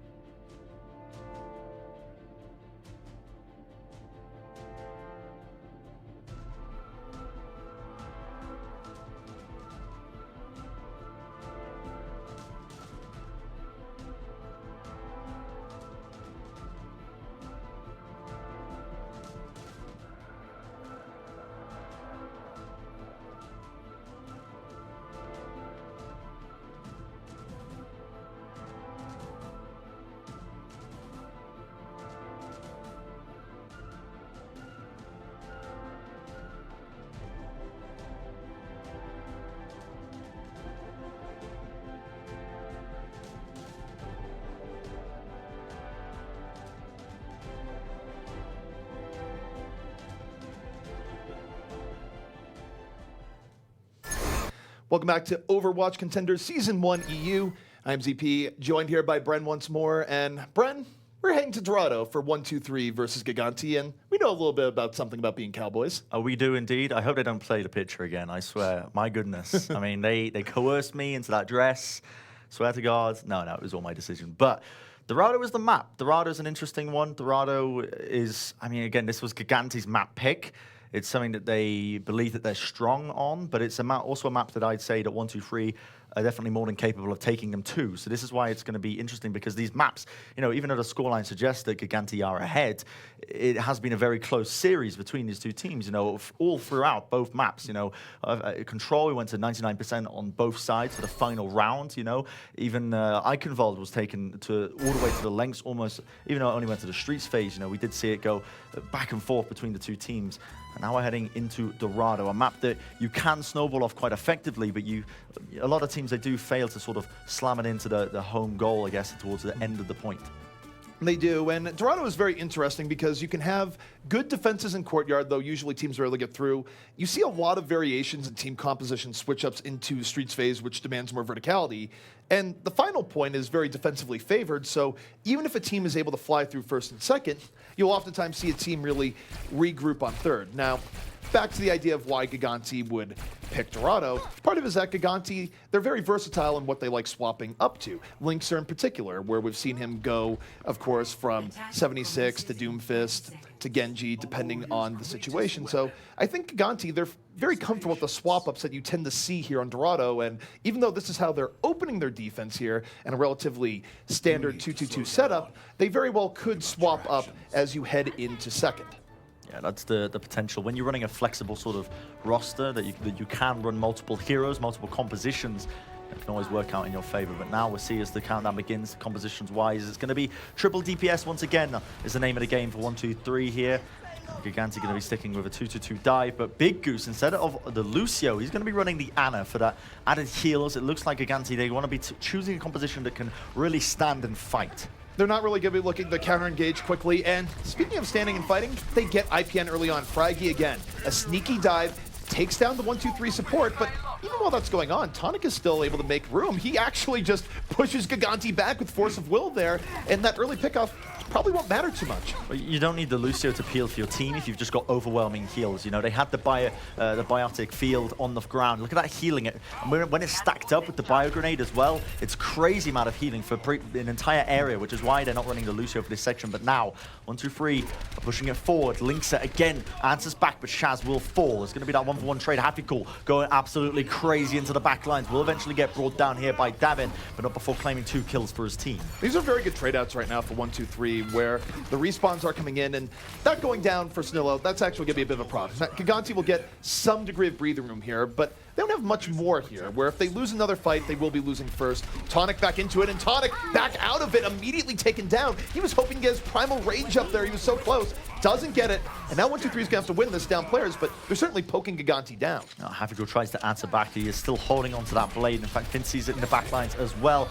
But Davin tries to say something about it. Havigal whips out the blade, but it's going to be met with a transcendence. Lisa, he walked around the corner. He was not expecting Happy in the slice. He's like, you're right, pal, don't mind me. Just taking my Dragon Blade for a walk, and just slices him down with no problems at all. Gigantti now trying to answer this one back, but already losing so many players. You know, Fincy will get slipped up, but again, it doesn't really matter at the end of the day when the kills are just flowing in right now for 1-2-3. Bren, I kind of question Happy Cool's early education and really the parental influence, because I was always taught not to run with knives, and I think that's where links are off when what do you see? But Happy Cool just casually running up to you with the biggest of knives, a Dragon Blade sword. So 1-2-3, able to get through there. Nothing too crazy, but still plenty of time as they go in the second, and that's big for Snillo. He gets an early kill. That's going to give them breathing room. Again, yeah, these entry kills are absolutely massive. Tonic also needs to try and survive. He's falling incredibly weak. In fact, that prompts Gigantti to play aggressively into them, but all it's done is force the positioning as Shaz gets taken down by Fincy. Again, more entries for him. Self-destruct straight up into the air. Zappis claims 2 kills off the back of it. 1-2-3 just not hiding effectively enough, and with the back of those 2 kills, Gigantti can look to play more aggressively. That can't happen if you're 1-2-3. They had a really big edge here. The self-destruct touches him off guard as, oh! Goodbye, Snillo. Goodbye, Big Goose. Clearly Worth. If you could just type #Worth in chat right now, that would be great. But 1-2-3, they're getting gummed up a little bit, but they are starting to push Gigantti back as well. Neither team really with a dominant showing so far here in second. I mean, I think they thought they were protected there with the self-destruct around the corner, but to just clip onto them in the midst of it. Meanwhile, Gigantti are just losing players all over the place. Hafikul is ready to just pounce on any target that he deems low enough for his attention. Look at this, the aggression comes out by Gigantti. They look to try and force out ults, which they succeed in doing. IPN ends up using the Transcendence, but it will still mean that the team fight is won overwhelmingly so to the side of 1-2-3. Havikul has been popping off in these final moments, just really focusing down the targets for his team. I've seen a lot of Hafikul on Genji, and this is probably the best he's looked in months. This is a very good showing for him here so far. He has the blade up for the next fight. Shaz is already down, and now 1-2-3, they commit. There's the barrier, here's the blade, and Hafikul just slices his way to victory. Easy stuff here from 1-2-3, and they might have a huge time bank as they move into third. Yeah, when you're building up Dragon Blades as quickly and as efficiently as this, you know, just getting even a single kill or even forcing out an ultimate is good. But at the end of the day, Hafikul, you know, he gets the 2 kills for his team. He sets it up, the rest of his team off the back of it as well. But you can't really discourage as well. IPN with the Discord orbs. It's like a change of pace, a change of team direction almost from the previous 2 maps, the previous couple of maps. In that IPN now is definitely working much more fluidly with the rest of the team. He's had more time to get used to the team, and that's clearly helped. But Lynx are off the flank. Tactical visor, yeah, you got him in their sights, and then some. As Gigantti will be holding strong, but 3.5 minutes, this is time that 1-2-3 can really work with here, Bren. Well, they do have time to work with, but Dorado as a map is, you know, it feels that more often than not, teams, they do struggle to sort of get it into this final checkpoint because it gets to that part of the map now where Gigantti had the defenders spawn advantage. They're going to be spawning a little bit quicker than 1, 2, 3 and getting back into the fight quicker, which means it's much harder to effectively push this up, especially when it gets around that corner. But 1, 2, 3, they've got ults to work with. They're going to be looking to try and take the high ground. They also have the swap here where Half-a-Cool, he's done on the Genji, which was a very good Genji play indeed, but Linkser falls early. 1, 2, 3, they're a little bit more protected because of the D.Va, and Snillo, he's just sneaking the payload right now. They're fighting on top, but Snillo just got a lot of free push there. This is not bad here from 1, 2, 3, and they're still controlling space pretty well. Big Goose was forced to try and drop down, so he couldn't actually assist his team. He was forced to try and contest the cart from Snillo. Great play by him. Good game sense kicking off. Now Zappis sends out the self-destruct, but he ends up falling as well, so it was all for North. This cart still moving ever so slightly forward, slowly, inch by inch, if they can bring down the remaining players here. But again, like I mentioned, this is the danger, because you take a prolonged fight, it's going to be much more beneficial to Gigantti, because they've already got the players up and kicking. Well, it's really remarkable there. Tonic was able to take down 3, and 1, 2, 3 not able to push up as effectively as they want. They do go in even deeper now. They're chaining the support ultimates 1 by 1, Nice. and Eden, a beautiful eat to help out your Zen. Snillo was looking for it, but now to other prey. Linkser in his sights, and again, the D.Va is ruining Snillo's day. That is fantastic by Zappis. This is crazy stuff right now. We see them trying to contest. The Primal Rage will be committed in the end there by Fraggy to try and bring down Fincy. Big Goose ends up claiming the kill from him. And a fight still being fought by 1, 2, 3. But at this point, you need to say, you know, enough is enough. We've got to reset out of this one. We've got to regroup because we've got a minute 40 on the clock to try and make something happen. The question is, can they do it though? Gigantti are almost sitting on that Transcendence, but IPN, he answers back that an entry kill onto Fraggy is definitely going to help them in this next fight. I think Snillo's up for revenge. He's going to be going for Zappis in a hurry here. But Denia falls to the blade. Linkser, clean up crew in action. It's a triple for Linkser out of nowhere. Gets both supports, gets Tonic. 1, 2, 3, go back to your spawn. Forced to back himself out. Let's take another look at this triple kill with the Dragon Blade, because Linkser was definitely the man to watch in that previous engagement. Look at these kills just flowing in for them. Just that's a happy days as a Genji player, you know, when you get all those targets, those 200 hate speed targets grouped up nicely for you to just slice through with the swift strikes. But now the question is, are 1, 2, 3 going to be able to break through this? They have a minute on the clock to try and make it work, try and push this card up to the final checkpoint. 1, 2, 3 down to what could be their final attempt, or at least second final attempt. Tonic uses the Primal Rage really early, not quite really what you see from all that often. It's not great, and as a result, 1, 2, 3, they're not able to get the early engage. They're taken down a little bit in the back, and Gigantti, they're just picking them apart. 1, 2, 3 was not as corny as they need to be here, but there's always Snillo. Snillo, he is the best eraser in Overwatch when it comes to erasing mistakes. This is it. This is the Snillo effect. Or even though the fight was looking so good for Gigantti off the back of Zappis' plays and his self-destruct, it doesn't matter because Snillo is not being dealt with in the slightest. He gets the DMEG onto the side of Zappis. He brings him down. Fincy has now had enough time to come back into the fight, and Shaz forced to use the Transcendence to try and push them off. Half-a-Cool needs to make a decision now. Does he commit to this? And yes, he does. He sends out the self-destruct into the air, but will it connect onto anybody? Not quite. Doesn't find the kills he's looking for, and the time is ticking down. The overtime will start to run. Gigantti looking to try and seal this one out. Linkser has the blade up, but he doesn't get anything from it early on. 1, 2, 3, able to withstand. They deal with the barrier blade combo, but for how long is now the kills start flowing in? 1, 2, 3, down to their final 2 players. There is no Snillo walking through that door, and in fact, the payload will be gang stopped right here. Gigantti holds 1, 2, 3 off before last. I gotta say, for Team Gigantti, the one person I've been super impressed with on the D.Va is Zappis, because his self-destructs throughout this map have been really paramount in them taking rounds and taking wins. You notice in the final push, that final fight, his self-destruct managed to claim the entry kill onto Fincy, which definitely helped them out. You know, when you remove the soldier from the high ground, one less thing to worry about. But also, previously, he's getting multiple kills with his self-destructs, even forcing the positioning in excellent ways. You can really tell that he's put into practice on that role. Well, Bren, we're going to come to blows here because I want to praise a different part of Zappis' gameplay. I'm not looking at the flashy self-destructs. I was more impressed by the micro-level play there, where he just ruined Snillo's day. Snillo had great positioning, was rolling into the back at one point, had a pulse bomb set up, denied, goes to kill Linkser. Linkser walks into the Matrix, channels his inner Neo, denied. And Zappis was just really being an obstacle that Snillo had to deal with every time, which limited the explosive support pickoffs that he would otherwise be getting. Yeah, Zappis is really just a testament to how you really should be playing D.Va in the midst of this, because he has been playing very, very well indeed. Now, the sides are switched. We see 1-2-3 are going to be on that defense. They're going to be running a 2-2-2 dive composition once again. In fact, I believe this is almost the exact same composition that Gigantti were running with when they were running Big Goose instead of on the Lucio. They're running him on the Ana. They're running the exact same thing. So Denier is also on the Ana. You know, I mentioned it briefly as to why this is effective, but it also means that if you get peeled on, if the Winston tries to jump on you, all you got to do is lay down the bio grenade, lay down the biotic field, and suddenly you've got heals for days. Especially, you know, you don't need the Lucio or you don't need the Lucio boop to peel because you can just stand your ground and fight. And what I'd like to see from 1-2-3 is definitely a little bit more aggression than we saw from Gigantti, because even though Gigantti was running the stand and fight comp as well on their defense, they kind of got pushed pretty easily back in the courtyard. There wasn't much pressure coming in at the beginning, and there wasn't much pressure into the archway. I think when you play this, you need to really commit to it for better or for worse, and at least give yourself time to run back. But now 1-2-3, they're in the defense, and Gigantti now looking for a way in.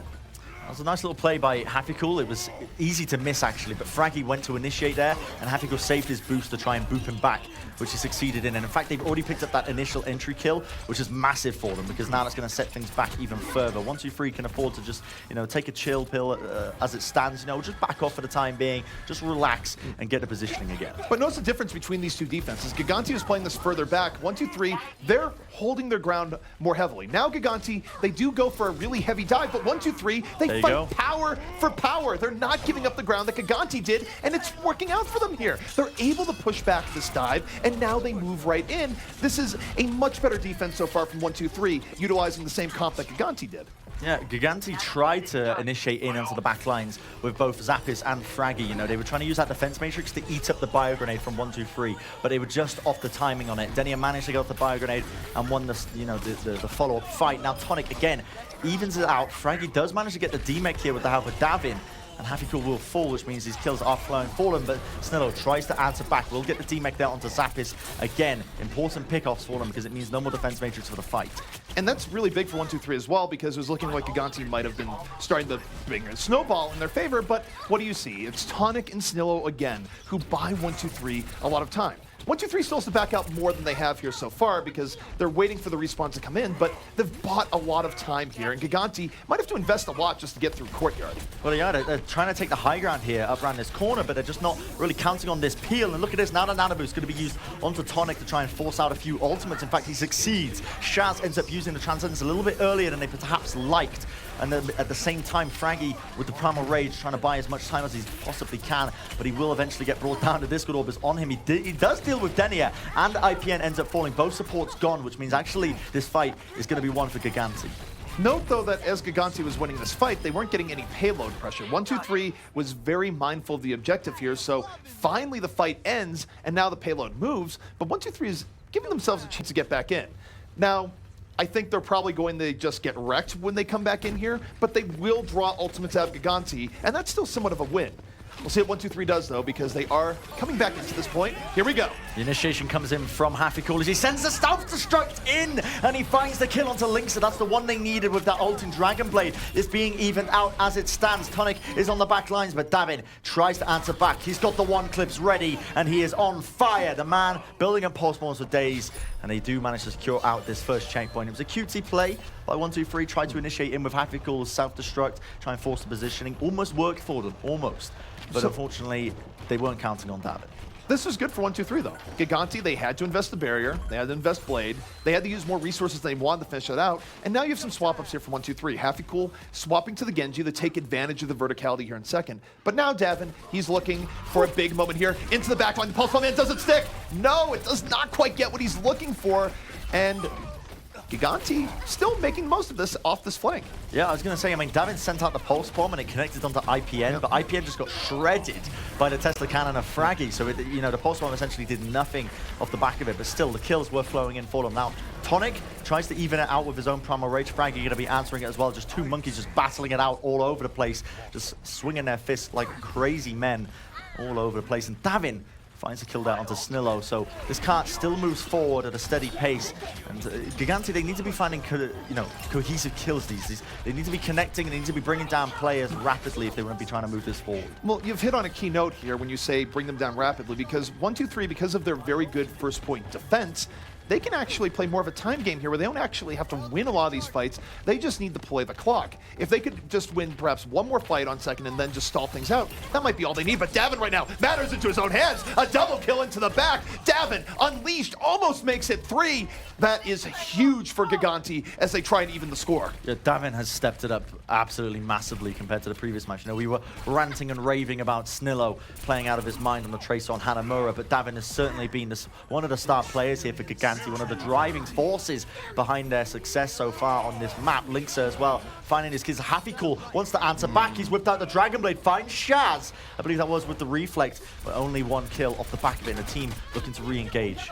I think for Happy-Cool, the method in his madness here is that he's going to be swapping off Genji for point C anyways. That's why he threw the Dragon Blade into what was likely going to be a losing fight, because now let's look at Happy-Cool. He's probably getting off of this Genji here. So before people go NA Blade, etc., that's why. Yeah. He's swapping the Diva. You made it. You called it. There is logic to this. It's okay, ZP. I believe you. You don't have to worry about what the chat says at the end of the day, you know. Majority of them are bronze players. I'm going to insult the biggest audience here. I'm going to make an enemy of the Twitch chat. You know, at the end of the day, it made sense. Now we see Happy-Cool switching to the Diva. It's going to mean a lot more defensive mitigation here with the defense matrix. You know, it's going to be eating up a lot of this damage. And this aggressive forward hold defense here by 1-2-3. They're taking the aggression straight to them. The question is, ZP, is this going to work out for them? They've already lost 2 players. 1-2-3 has to be careful though. They don't want to get into a hole that they can't break out of, and that is a huge hole indeed. They got out the shovels there, Bren. This could and be now it. are they going to be able to get back out?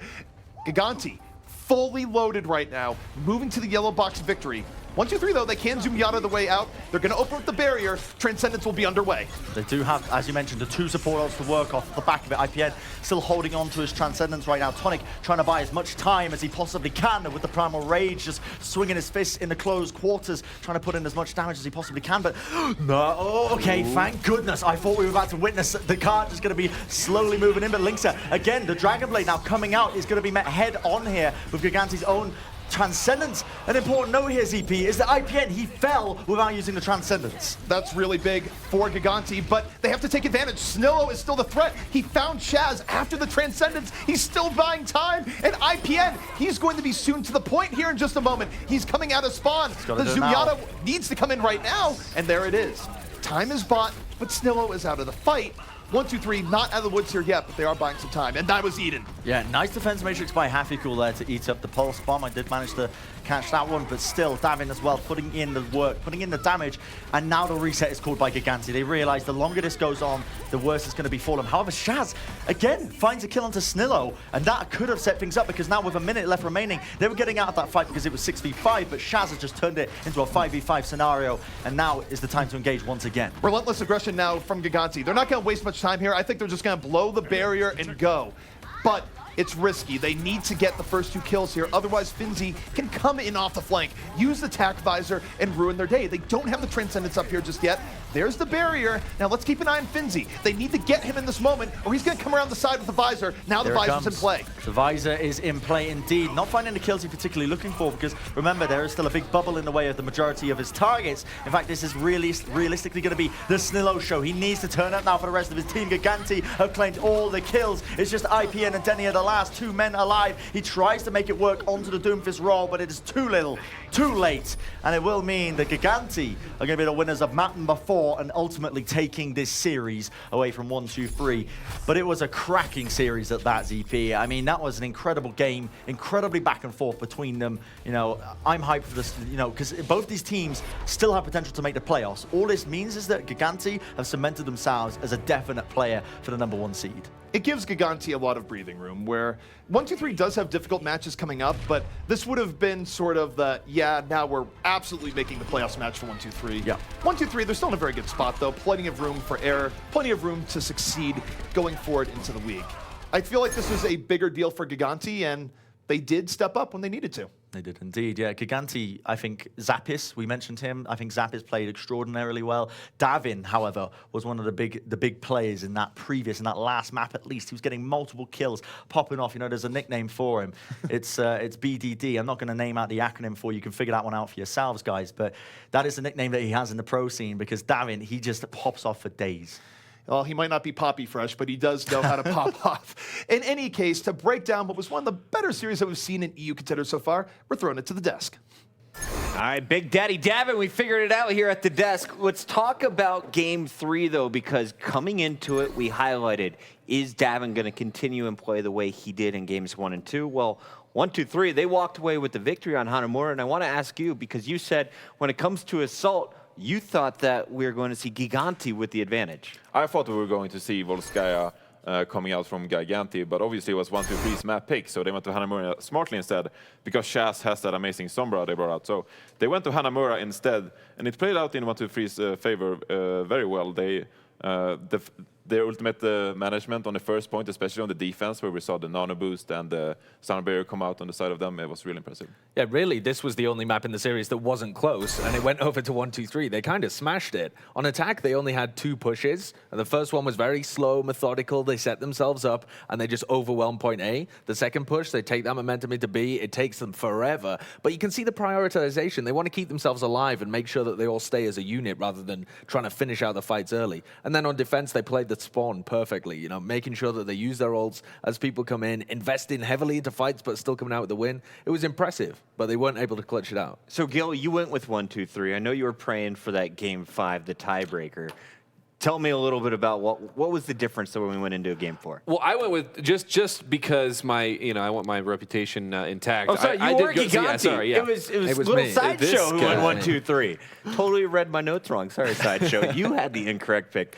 You picked Gigantti, but talk to me about 1, 2, 3. What was the difference from winning Game 3 to now losing Game 4? Well, Game 4 was a lot closer. I mean, in Game 3, we basically saw Davin trail off a little bit. He had some pulse bombs that didn't find payment.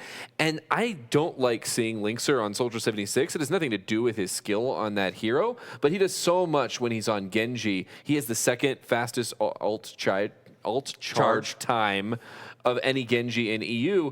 And so when he's on Genji, that's when I think Gigantti is doing their best. And they were able to use it a little bit more on that fourth map. I actually disagree with you here, Gillfrost. I think that while Linkser isn't the best soldier in the world, it paid off in this series specifically because 1, 2, 3 running the triple DPS composition, they favored hitting the tanks a lot on the side of Gigantti. And that gave Linkser so much room on the soldier. So despite the fact that Linkser might not be the best soldier in the world, with the amount of time and space he was given, he could just fire away. In general, I'm really impressed with both of these teams. They're both likely to go to the playoffs. They look like they're really strong development from Gigantti and 1, 2, 3. I was just doing some math here, and we have it officially now in graphic form. Both teams are now 3-1. Misfits, the only team remaining unbeaten so far in Europe, but these two squads definitely in the hunt for the playoffs. And after watching them match up today, we should mention again, Bakken wasn't into the mix for 1, 2, 3.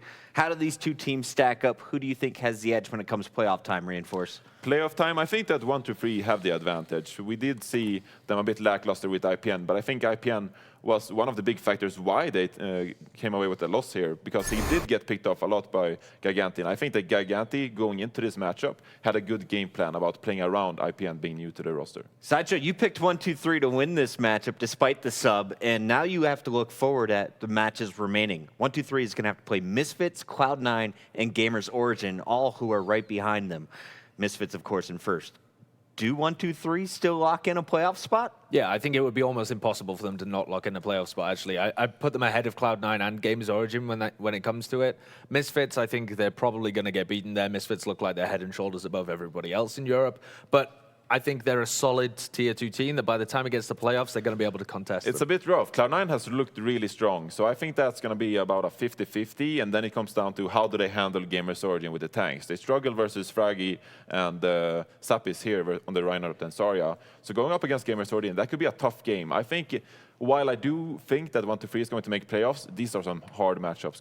It's going to be tough for 1, 2, 3. It should be easier, though, for our other team, Gigantti. Coming up next, they're going to have to play Cloud9 later this week, and then they'll face off against the two teams at the bottom. That's Singularity as well as Bazooka Puppies. And speaking of those squads, that's our next match. They're coming up after this. Comes in, and now Zappa says, "You have a graviton? I have a graviton." Grabs one force and forces out the transcendence the other way. Postbomb doesn't care. This next fight. I think Snow's up for revenge. He's going to be going for Zappas in a hurry here. Let's fall to the point. Linkser clean up through in action. It's a triple for Linkser out of nowhere. Don't realize that on the way. Snilla is moving around their side, looking for those support by Commentators. Graviton still in the fight.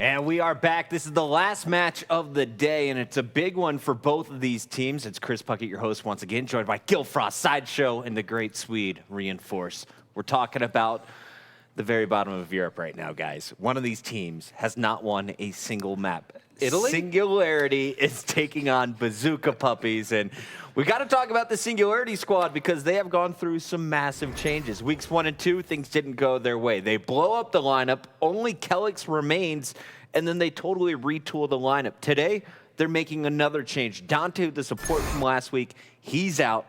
Mr. Beck is in. And Mistakes, who is on Singularity last season, he's now officially listed as a sub today, Gillfrost. He is indeed, and I think he's probably going to stay in that sub role as far as, it's good to have a backup, I guess, in this case. Now, we just got a preview of what's happening there in the Bazooka Puppies. We'll get to them in a moment. But I do want to ask you, Singularity last week, even though they didn't get a win, we all said this looked like a much better squad than week 1 and 2. Reinforce, what improvements did they make last week? Well, they have a lot more individual skill on this roster, and the front line with Christopher and Smix, I think, is the highlight. Those two specifically played really well for Team UK at the World Cup, and bringing them both to the same team here in Contenders, I think that front line is very, very dangerous. And I think with Christopher's leadership and game plan, they might show signs of life and maybe take a map. Sideshow, last week we kind of highlighted the question mark, and that was surrounding Poppy Fresh and Fisher. Did they live up to the hype? How did they perform in your eyes? I was impressed with the tank line and Fisher, for sure. They had some cohesive dives. Poppy Fresh I was less impressed with. And honestly, speaking to Christopher, he really believes in this guy. He's kind of an unknown talent in the scene, a Spanish guy that we haven't really seen much of.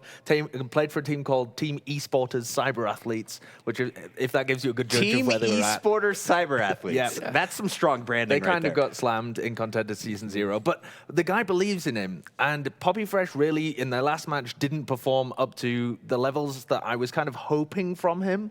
And now they're playing against another unknown tracer on the other side as well for Bazooka Puppies. Yeah, speaking of that unknown tracer, go ahead, reveal it for us, Gillfrost. It's time to look at these Bazooka Puppies, and you'll notice Nesh is not in action here. Nesh is not. And spoiler alert, it's Sharp. Thanks for putting that up before I get my big reveal. No, but yeah, it is going to be Sharp coming in here. And when we first heard about this guy coming onto the squad for Bazooka Puppies, it was a lot of Sharp? Who's this person? And so it is going to be a very interesting thing to watch. We just watched 2 really good tracers last match. We're going to see 2 newer tracers this match and see what the impact is. And tell us about Sharp, because I know he's Swedish and you know everybody from your home country. Yes, I hold Sharp very highly. He's a weak point in my heart. The guy is a 15-year-old young tracer player, right? And he peaked at 4.7k SR. I mean, that says quite a lot. So what's your peak? Just to put this into perspective. 4.650. So, okay. So don't sell me short, so he Puckett. can play at the absolutely top in matchmaking, at well, least. he might play in the Overwatch League in, say, 3 years or something, right? If he keeps on developing. Very young. But he certainly has the talent to develop. And, we have to talk about Nesh, though, right? If you look at all of last week's highlights from Bazooka Puppies, it was one guy. It was Nesh on the Tracer and later the Widowmaker. So when I look at this squad, I noticed that they're missing their biggest piece of success last week. How do they adapt to this? Honestly, though, I'm not sure it was so much Nesh as an individual talent being incredible. It was the fact that they actually had a tracer that they could rely on, and the whole team could work around that. So I think if they sub in Sharp and he performs at any kind of reasonable level from what we consider top tracers, then this team should really still be able to go head-to-head with the new Singularity roster, I think. All right, so we'll keep our eyes on the Tracers. Of course, we're going to have Sharp running it for Bazooka Puppies, Poppy Fresh still on it for Singularity. But you guys said it's not the Tracers that's the biggest story. We need to look at potentially some Genjis here. Let's look at how they match up. It's Fisher going up against Ube. Yeah, so Fisher was one of the roster moves that Singularity made in their big shakeup. Ube, been around since the beginning, and he actually was one of their strong points in the early matches where they were really struggling. But a few things to highlight here. So their stats are very close to the same. First kills there, first deaths, very similar. Fight wins are also very similar. But one thing to note is that 36% fight win for Singularity is actually a huge improvement. It's about 12%, 11 or 12% more fight wins than before they had Fisher on Genji. And so they have definitely looked a lot stronger with that. I think they're going to look even stronger. Yeah, and keep in with mind, the that rest of was their takes. versus Misfits as well. Yeah. So that's a pretty huge stat going up against the best team in Europe so far. And Fisher's much better when he's on the Genji compared to when he's on Soldier 76 or something like this. He's a little similar to Linkser in terms of how that pans out, I think. So I think this team is going to be better if they just run their classic dive and have Christopher lead the team like the general from the front. Fisher, the faceless ninja. It's time for predictions here, fellas, starting with Gillfrost as usual. My notes are gone. You guys changed it all up this morning. Who are you picking? Well, you know, I am the only one that didn't change up my prediction at the last minute today. So I just want to let that simmer for a second here with the rest of the analysts. Is that because you're lazy or you just... Pure laziness, apathy coming out here from this left side of the analyst desk. No, but I'm going to go with Singularity coming to this one. They looked much better against the best team in Europe. And now that they're going against arguably the worst team in Europe, they're going to be able to win. Okay, they looked like a better team on one map. On Numbani, they looked like they had some good moments. They looked like they had a decent dive. They're sticking with Poppy Fresh, and they've lost Dante, who's a fantastic flex support. Whereas Bazooka Puppies, you know, they almost brought it to Cloud9 as well. They had some good fights where they were performing well. I think in general, Singularity, we can't read too much into their game against Misfits. I'm going to have to give this one to Bazooka Puppies. 4-0, Singularity. Puppies. I'm not going to get a map. Wow. No, I don't think it will be, but... Singularity, by the way, has not won a map. So if they get even one, it's a small victory. Go ahead. I'm going with Bazooka Puppies for this one as well. I went in with today picking Singularity, but I changed my mind, and I'm going with the Puppies after all. I think that the dives from Singularity hasn't really locked on point with Poppy Fresh, and I think Ube and the 15-year-old Swedish guy, Sharp, is going to bring it to them. So I have to ask you, though, why did you make the switch? Is it because Mistakes isn't in the starting lineup for Singularity, or because Sharp, your Swede, is now playing for Bazooka Puppies? Well, Sharp, I love the guy. I want the guy to develop, right? I want this to be the new superstar after Twick. So I want this guy to develop, and I think he's going to dive pretty well with Mesa and Ube. All right, we got a 15-year-old Swede ready to do some damage. Let's see what Sharp can do for the Bazooka Puppies. Thank you, Puckett. And yes, indeed, we'll see just how sharp is. Coming in, of course, replacing Nesh, who was very good last week, but not quite enough to get the Bazooka Puppies over the hump. But both of these teams here, Bren, they're just desperate for a win. Yeah, I mean, Nesh has got some big boots to fill, so I'm going to be curious, you know, Reinforced, is he just bigging up this 15-year-old prodigy? Are we going to be seeing the future of Overwatch League here live in this game? Will this be him coming up, showing up, Sharp, just going to be popping off for days? Who knows? You know, he is against Poppy Fresh. There's got a bit of competition there.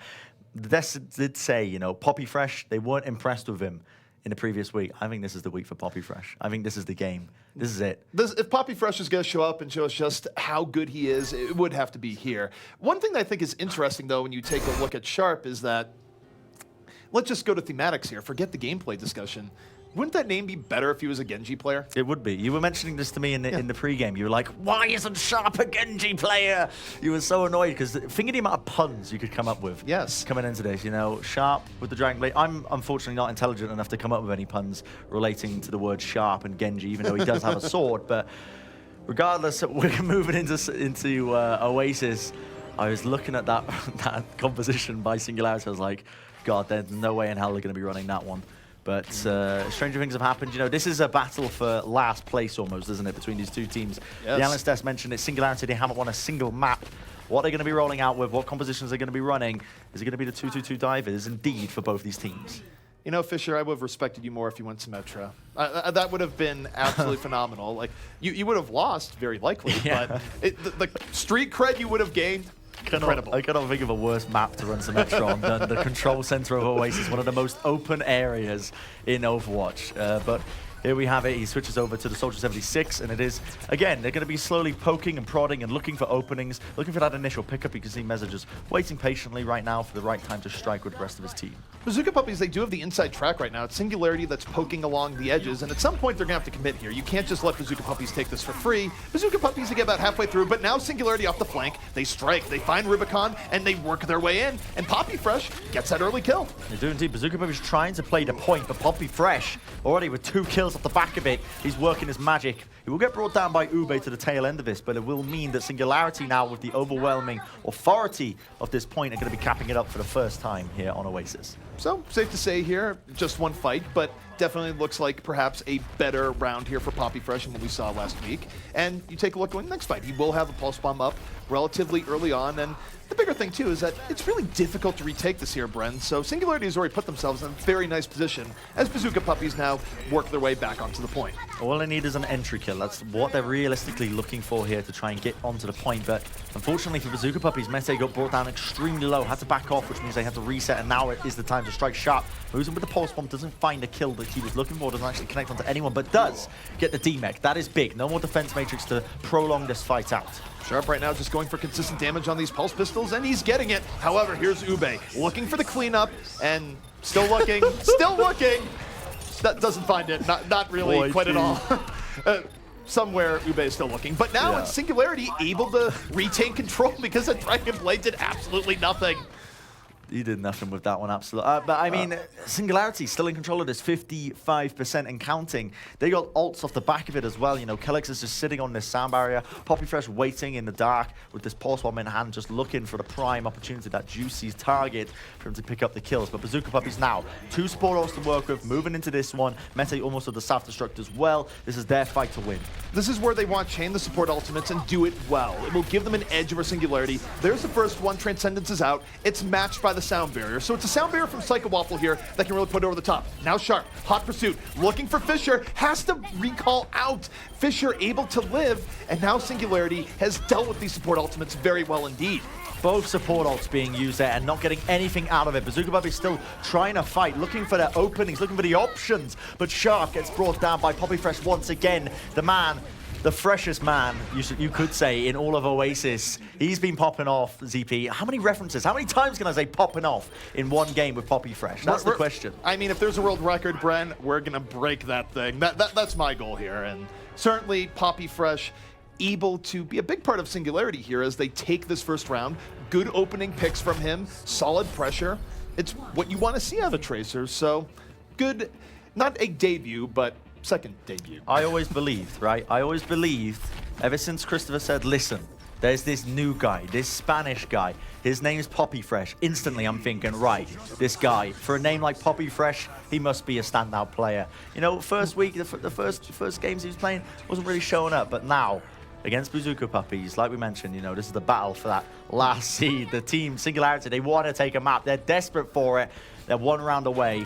Poppy Fresh is leading them to it. Also, sometimes you have to wonder what Christopher tells you, because it's oftentimes opposite day with him, where the people he talks the most crap about, he has the most respect for, like Cruz. So you never really quite know where it's coming from, but in this case, it feels like Christopher played it straight. That's just all English people, CP. That's what you need to learn. We don't really make ourselves very clear, but I tell you what is clear, Smek's getting the entry kill down to Psycho Waffle. He didn't manage to get the boop off onto him, so trading 1-for-1 quite evenly, but as it stands, again, nothing to deal with. Poppy Fresh in the back lines means that Ube does get brought down, and with the control point unlocking, is looking like a decent fight for either side as the kills are being traded. Well, Poppy Fresh has been popped. Rubicon able to even things out. Bazooka Puppies certainly don't want to let this first point go without a fight.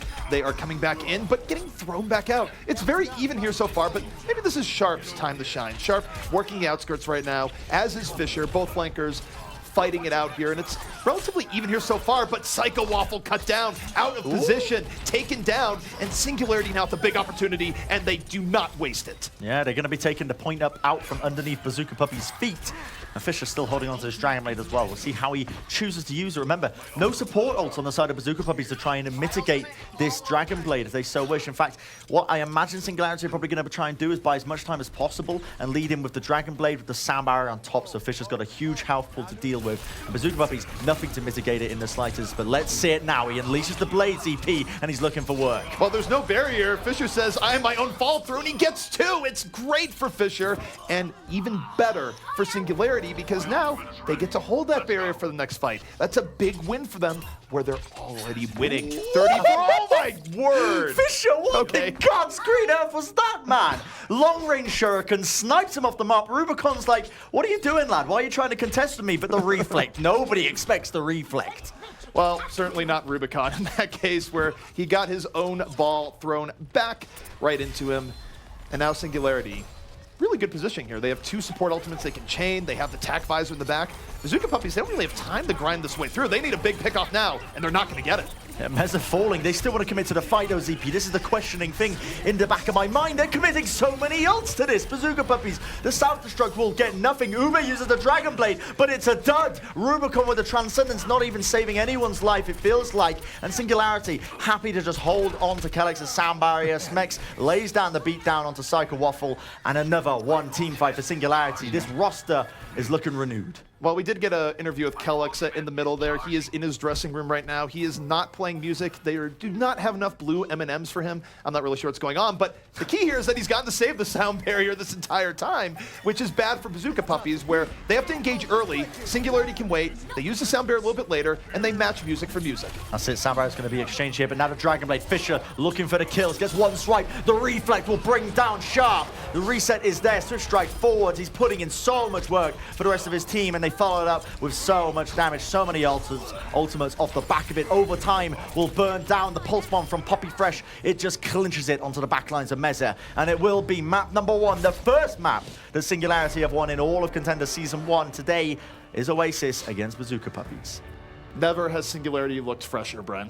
They're looking good, man. Honestly, this roster, we were saying it before when they were playing it in the previous week, but when they've renewed, when they've just swapped up absolutely everyone, I mean, they're playing with new players again. You know, Mr. Beck is playing instead of Dante, but it's still, this Singularity roster, it looks good. It looks fluid. It looks really good. Their ultimate usage is on point time and time again, and their offensive ultimates. Fisher, a huge driving force for this team with his Dragon Blades. Now, conversely, we're talking about what Singularity has been doing well. You take a look at Bazooka Puppies. This has been a roster in flux, and this is sort of the debut of Sharp, the 16-year-old Swedish player. Yes. And it was a little bit of a rough start, I would say. It is. I mean, Reinforce has got a lot of, you know, he thinks highly of Sharp as a player. Maybe that's because he's just achieved higher than him in ranked. I don't really know what he uses to rank his players. Who knows? But, you know, there is potentially, you know, there is potential there for him to turn up as a player. He's still 15 years old. He's got a long line, you know, a long esports ahead of him if he so wishes to go into that route. But, I mean, we'll see. There's still 3 more maps. A lot of time for them to see if Sharp has got what it takes. Well, guys, as Brennan just mentioned, plenty of times for the Bazooka Puppies to come back out and explode into the series. But we're going to be taking a quick break. When we come back, more Overwatch yet to come.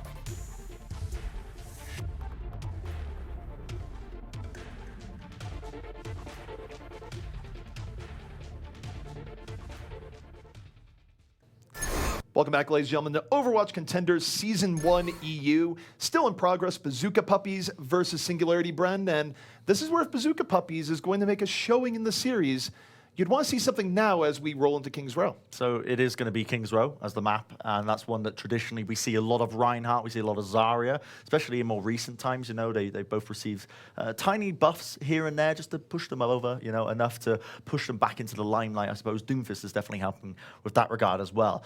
But is this the map? You know, this was at the end of the day Bazooka Puppy's map pick. This is the map that they feel they're most comfortable to take it against Singularity, but the way Singularity were playing, especially not even in this week, in the previous week as well. It's hard to believe in this Bazooka Puppies roster to really take it away from them. To be honest, I'm not quite sure what the analyst desk were really thinking. You know, taking this away, I think mistakes not playing for Singularity spooked them with that prediction. But regardless of that, King's Row is the map. Bazooka Puppies feel confident. What's your thoughts, CP? Break it down to me. Well, going in here, I think one thing that'll be interesting is just to see how these teams play it, where so far it feels like neither team is actually comfortable going to Doomfist, where you think about it here, Bren, this has been a relatively Doomfist-less day. But if you don't see that, we might just see both these teams play it relatively standard. Now, that said, we've seen some different mix-ups here over time where you now take a look at the Singularity defense, right? Where they're running a tank-heavy setup with the Reinhardt Zarya, but they're not mixing the Doomfist. Instead, Ube is going to his tried and true on 76, and we've actually seen Ube have pretty monstrous 76 games on King's Row first if you go back to his LG Loyal days. He is. I mean, he's a standout player as well, but the question is now, can they return to that previous form? Can we see them turn around here on King's Row? Singularity on the defense, they're going to be working their magic as it stands, or not Singularity, I should say. That is the side of Bazooka Puppies on the defense, but on the attack, I should say. I mean, right now we see the Reinhardt, the Zarya compositions coming out to play. Rubicon is on the Ana, looking for those pre-nade shots straight up into the air. We're going to see some beautiful little camera work now as we see the grenade going flying straight up. Beautiful. Caught it. Over the top, Kobe. I don't know if it actually connected onto anyone. No, not Kobe. So much pick an emphasis NBA placed on player that. you dislike that's doesn't hit things. Anyway, Singularity right now moving up on the attack, looking for their way in, and they're running the Reinhardt here on the offense, just making space. Christopher swings his hammer, and now you see Singularity just pushing Bazooka Puppies back a little bit. So much energy on the side of Smex to try and do some damage here. Even if they're losing these players, it's traded out equally. Poppy Fresh in the backlines brings down Rubicon, but again, Singularity, overwhelming odds here as we see them looking for more. They are going to be finding the kills off the back of it sharp, putting in the damage, putting in that work, getting a successful defense. The important thing to know here is the fact that Meza has already built up an Earth Shatter off the back of that. That's really big when you're defending here, because now for Bazooka Puppies, they can catch Singularity off guard, where Singularity is going to be rolling in, but if you're not expecting Earth Shatter, you can just get thrown to the ground and that's going to be it. Meanwhile, you do have this Tracer standoff here in the back. Poppy Fresh looking for anything to put the offense over the top. Now Meza in a good position to land the Earth Shatters, the offense moves in. I'm going to be looking for it right now. Fisher, however, has collected the first kill. Poppy Fresh still into the back. Will collect the pulse bomb there. Beautiful. Mete ends up falling in the middle of it. Now we'll see the kills. Now the Nana Boost going to be committed there onto Meza as he did use the Earth Shatter. Not really getting exactly what he was looking for, but this might be enough for them to try and turn this one around. Poppy Fresh still darting around into the back lines. And what we're seeing here is just good, solid mechanical play from the Bazooka Puppies here again, where the Earth Shatter doesn't do much for Singularity, and it's just Poppy Fresh tearing them apart to the back. I don't know if this Graviton was really needed by Specs. I guess when you really want to kill Ube, that's how you do it. When you really want to really take the fight to them and waste ultimates, I guess, sure, you know, just pop it off into the back lines. But Smex seems confident in his own abilities to build up these Gravitons. Like, he felt it was necessary to finish out the fight, but right now it will mean that Singularity are going to be claiming this first checkpoint, and they've got ults for days on line ZP. That's the crucial point to make, is that even though Smex, you know, he might have wasted the Graviton, it didn't win out the fight for them, and they've still got 5 off the back of it. So let's just play this straight here and say that that was a waste of a Graviton. It wasn't a very good Graviton. If I argued with you, how entertaining would it be? I mean, I would be entertained. We would just come to blows here, and Let's we just would stop forget about the casting the casting. game and argue over this. Yes, I think we should argue how to train your Graviton. But no, Singularity right now, they have still plenty of options. You have the Earth Shatter from Christopher. He's looking for it. Diving in, doesn't land it here just yet as the barrier from the Puppies comes in. Looking for the opportunities, but again, the sound barrier is going to fade now on the side of Singularity, and Bazooka Puppies, they got their own Graviton Surge to work on. In fact, Mete's looking for the opportunity to charge. What is that? Christopher moves into the back with the own Earth Shatter. I'm not sure how many players are connected on, but it worked out for them regardless, because it is a clean sweep, almost sharp. The last man standing, but not for much longer, as he's going to fall. There's the gong, and again, that's not Big Ben, that's a team wipe for the side of Singularity. Don't let Christopher charging in distract you from the part where Mete used the Graviton and got very little from it. Yeah. It was all Christopher. Look at that. The charge into the back lines, all planned. The Earth Shatter, nothing to protect them at all. That was really intelligent play there by Christopher. All right, well, the ultimates have been drained. Singularity did invest a lot into that for one fight, so Bazooka Puppies actually on economy could start bringing this back. They have the boost in reserve. Meza moving forward. Ube's down. A good Earth Shatter has to come in now. Meza, he's going for it. Diving in, and Christopher's not giving him what he's looking for. Christopher's just trying to bait it out. He's lowering the shield. He gets a kill onto Sharp with the Fire Strike across the map. Earth Shatter laid down by Meza will connect down to Mr. Beck, and he does finish it up with the charge, the pin onto Kellex as well. Ultimately, a lot of kills being gained off the back of it, but nobody's dealing with Poppy Fresh, and there's still, he's an absolute madman into the back lines, has a pulse bomb available to him. Does he want to commit this? Go on, lad, just throw it out. You can do it. Christopher is still alive, by the way. He's still in this fight with no help. Somehow. Wait, he's running? He's getting healed by the Ana. Oh, he fell anyways. That was, it was, I don't know how to feel about that play, because he bought time, but at the end of the day, all he's done is waste time for his own team. Well, I mean, the problem is that when you're running a Reinhardt on offense, he kind of has to be the vanguard. Now, I mean, unless Mex wants to just solo grab Ube again, they have to wait for a moment for Christopher to get back in. Now he's back in, and Singularity has an overwhelming advantage coming to this next fight. Oh. There's the Nano Blade. This is going to be beautiful. Fisher with the Nano Blade into the back. Meza misses the pin. Meanwhile, I believe Fisher's just getting kited for days into the back, and he's not actually getting anything with this blade. There we go, finally seeing if he can turn it around. He is putting in the damage for his team to clean up off the back of it. So even though the Nano Blade didn't get the ultimate efficiency that he was looking for, it set up the fight, it forced the positioning of Bazooka Puppies, and they won the ultimate engagement. So, Bren, you know what I'm a fan of? I'm a fan of redemption stories here. Smex is really well set up for this Graviton. He might have put Ube in his own personal hell before, but now he can share that love to the rest of the Bazooka Puppies. He's here in a flanking position, and now he's going for it. Here we go. There's the Graviton. No! It connects onto one. What is that? I mean, we were looking. You hyped me up, CP. I'm blaming you for that one. You were like, yeah, he's going to do it. He's going to get the grab. Connects onto one player. I'm sorry for having faith. I was so excited. I was like, yeah, you were selling me on the whole. He was going to get a 6-man grab right there. He had the opportunity, just put it in the wrong spot. Oh, Meza has ult. Oh, Meza has grab. Creeping. He's going to go Shatter. Oh, this is going to be massive. He's done it. He brings down 2. I think we overreacted to that one because he didn't actually get the 6-man. But still, I love it when those plays happen, because you got to check those corners, ladies and gentlemen. Doesn't matter if you're in ranked, doesn't matter if you're in a pro game. Check the corners for that creeping, crawling Reinhardt. He killed 2 people off the ambush. I needed a few ambush kills in my life after Smex just put me really high and then got me really low, so whatever. Now, wait, creeping ults continue. This is just sneaky tanks 2017 and not sneaky enough. Never mind. Yeah, he got figured out pretty early on there, but they have ults to use here, ZP. They've got plenty on the board. They're going to initiate him with the sound barrier on the side of Bazooka Puppies. Post bomb sticks by Poppy Fresh, brings down Ube, a crucial pick for them. And now the Nano Boost was used down to Meza, but I believe he just got booped into the corner. He did indeed. Christopher managed to get the charge kill and boot Meza away. All right. We're going to talk about redemption stories here as the offense is going for it. Mete now in sneaky Graviton position. I think, well, he's just waiting for his team. What are we thinking here? What are you selling me on here? Is this going to be a 6-man? I wanted him to get at least 3 people in this 3 Graviton. people? That's what I want. So, all right. We're watching the story of Mete right now. It's Mete doable. moving in. Doesn't like what he sees. Backs up. Holding on to the grab. This could be big. Goes really far. What? No, he's not finding anything. His Fisher's ripping his backline apart. Why the are you doing is so late. Okay. It works out kind of. They pick up 3 kills. You were correct on that. But Meza, he picks them up, but they're all dead, ZP. They're all gone. The players, they need to get back on the cart. It's moving in. Ube uses the tactical visor, but the Reinhardt shield is there to do justice. Sharp answers back. The post bomb will connect onto the right target. Rubicon is the last man standing. And Singularity do not quite have the damage to try and clinch out this game, but that was dangerously close. That was 0.74 meters close.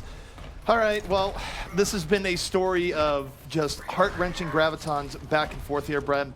Can your heart handle this next go-around? Smex, his Graviton is ready. You've sold me on multiple Graviton surges. You've got a 50% prediction rate so far with them. Smex has got a bit of redemption to do with this because he needs to pick it up right now. But the positioning right now, Bazooka Puppies is incredibly spread. It's going to be difficult. He sends it out. He connects it onto 3 of them. The pulse bomb will not get the ultimate damage, but puts in enough work for them to push this one forward. Christopher was hungry enough, man. He got right into the Graviton, got the kills that were required. The follow-through is there, and the third time was the charm here for Smex. A Singularity will be finishing this out with 6 seconds left remaining, and that's actually very big. If they did it in overtime, there would have been some interesting win conditions for Bazooka Puppies, but now Singularity is assured either victory on the map or at least an extra round of attack. All right, ZP, I'm going to lay down a law here. I'm going to ask the questions that matter, that the people want to know. Are you ready? I'm ready. Okay, I realize you've got a degree in political science. Is this correct? Confirm or deny? It is. It is. What's your opinion on why the UK hates Omnics? Ooh.